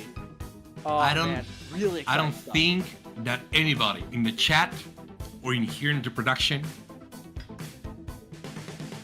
thought this was going to happen. Be honest with you, be honest with everybody. We thought that even this game was going to be a 13-8 to any side, but a 13-1. It's something that I 100% did not believe was going to happen. Apparently, we're going to have a little interview with the guys from GP, who sadly will not advance to the next phase of tomorrow in the #BrownieVAL Tournament Draft Deluxe. So we're gonna have an interview with one of those players, and after we're going to interview one of the players of Red Robins that have just made an incredible and quite frankly, historically, comeback. I will not believe a team that lost 13-3, 13-14 in the first game will be capable to stay in the mental state to come back and do this type of game in order to close and have the last ticket for them. We'll talk to them about that later, but first we got Toda over from Yippee coming for an interview. Toda, welcome into the interview room. It was a very grueling 2-map series back to back. It's such close, like your first map over on Bind, such a close loss, and then you come in to Lotus, and like Red Robin's just able to get the better hand of you. But like, how are you feeling right now? I know you gotta feel a little bit disappointed at the very least. I do feel disappointed, but more because I couldn't adapt to their playstyle. I was always opposite of where they were. If they did util, I just got messed up. But I'll take the blame on that one, if anything. For me, it was like it was like the story over on Lotus. It just felt like a lot of just like unlucky is like, oh, let's all stack towards A. They're going to go C. Oh, let's all stack towards C this time. They're going to go A. Oh, let's all stack C. They go C and they just rotate over the B. And no, it just feels a little bit unlucky. But you guys, I want to really quick talk about Bind. Early from against side of I forgot the other. What is the other team's name? The EXALTED Honey Badgers. You guys played such a close map on Bind. What was it like, especially for you, with that big 4K in that second half that you had that nearly brought us into overtime? What was your mindset for that big 4K? The big 4K was just go in and try to make as much damage as possible. I actually looked back at it during our intermission, and I realized if I had tossed me just a little bit more to the right, would have done it. But I also pressed reload instead of defuse. Oh, but you know, it's okay. I mean, it's all for fun, right? What do you believe changed it from the team from the prior game to this one? What do you think is the result? I think our break played a long part in that. We tried to keep our aim fresh as it was, but I think along with that too, it's just switching from a 2-site map to a 3-site map, despite us playing more of Bind and Ascent in the past. Yeah. And we did a different comp than we normally play when we played on Lotus during scrims the past 2 weeks. We tried something different. You know, obviously, as you can see the score, sometimes it just doesn't work out. Yeah, I know at the end of the day, you guys won't be going to be in our playoff stage tomorrow, but I really want to say thank you for coming to support this. It's a wonderful event. We're happy to see you guys play. Is there anything else you want to say to the audience or to Brown or anyone production team about like just getting the chance to play for this tournament? Yeah, biggest thing, thank you to Brown for inviting me. I know it's kind of last minute when he invited me when we had an open spot pretty much.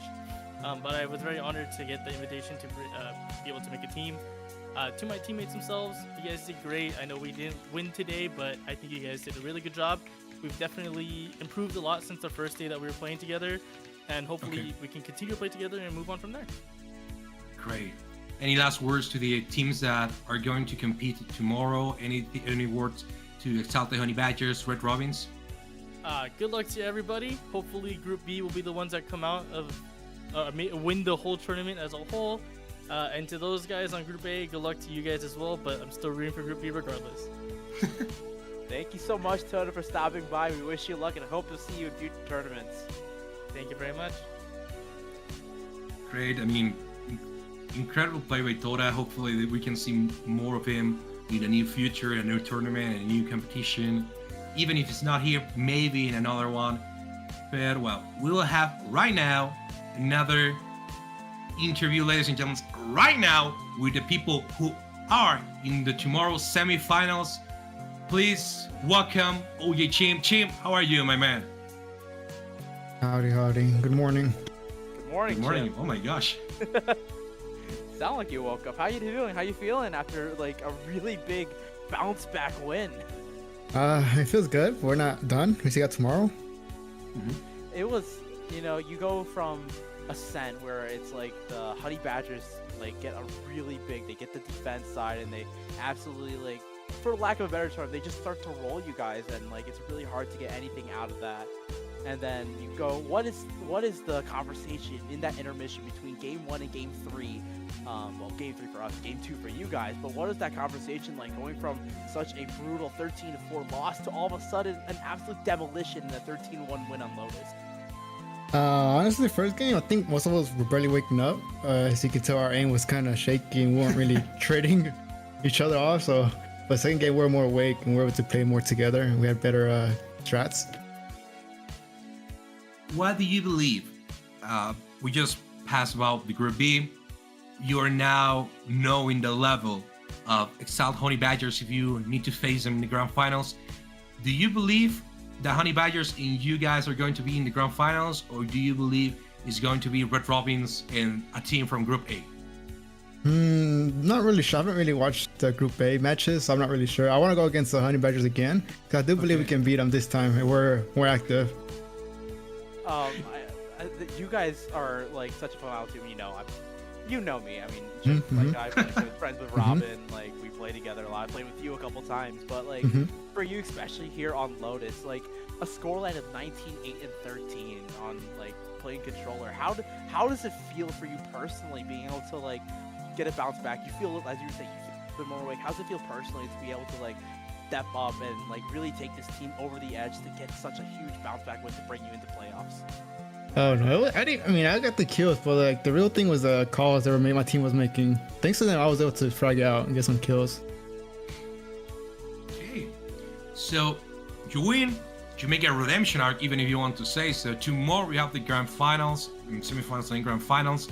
Anything that you want to talk to your team? Anybody you want to say to the public, to the fans, to the chat?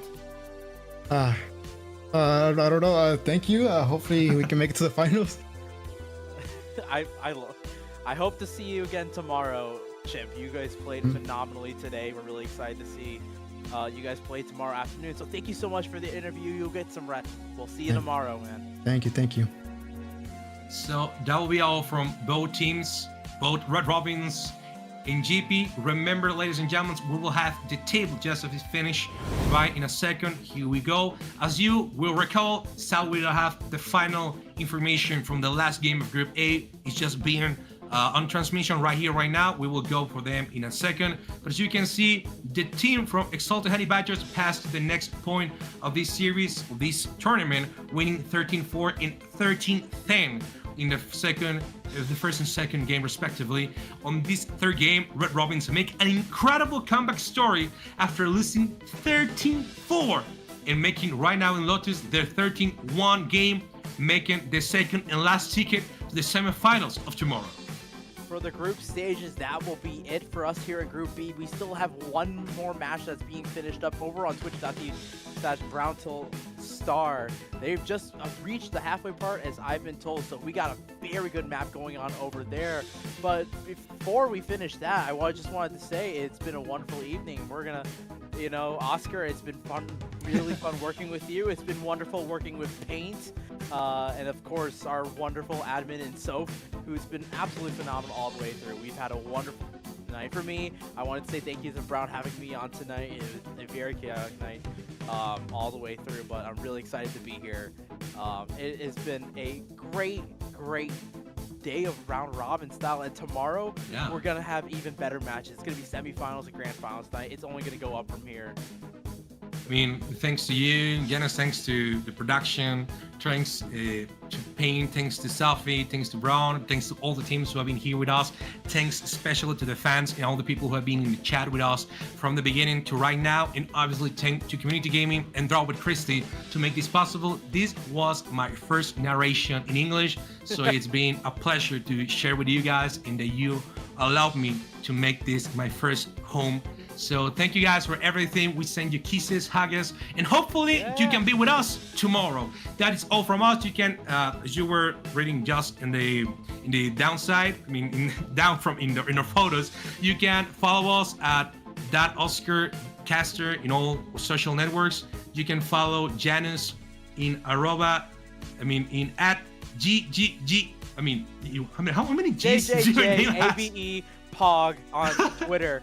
It's okay. I have a very strange Twitter handle, but again, thank you all so much. Again, Oscar, this is Oscar's English Valorant stream, y'all. Like, Oscar is just such a phenomenal caster all the way around. So props to Oscar. Thank you so much. Again, we're not done with Valorant tonight. Hop over to twitch.tv/BrowntulStar for the conclusion of Group A and the reveal of our playoff bracket tomorrow night.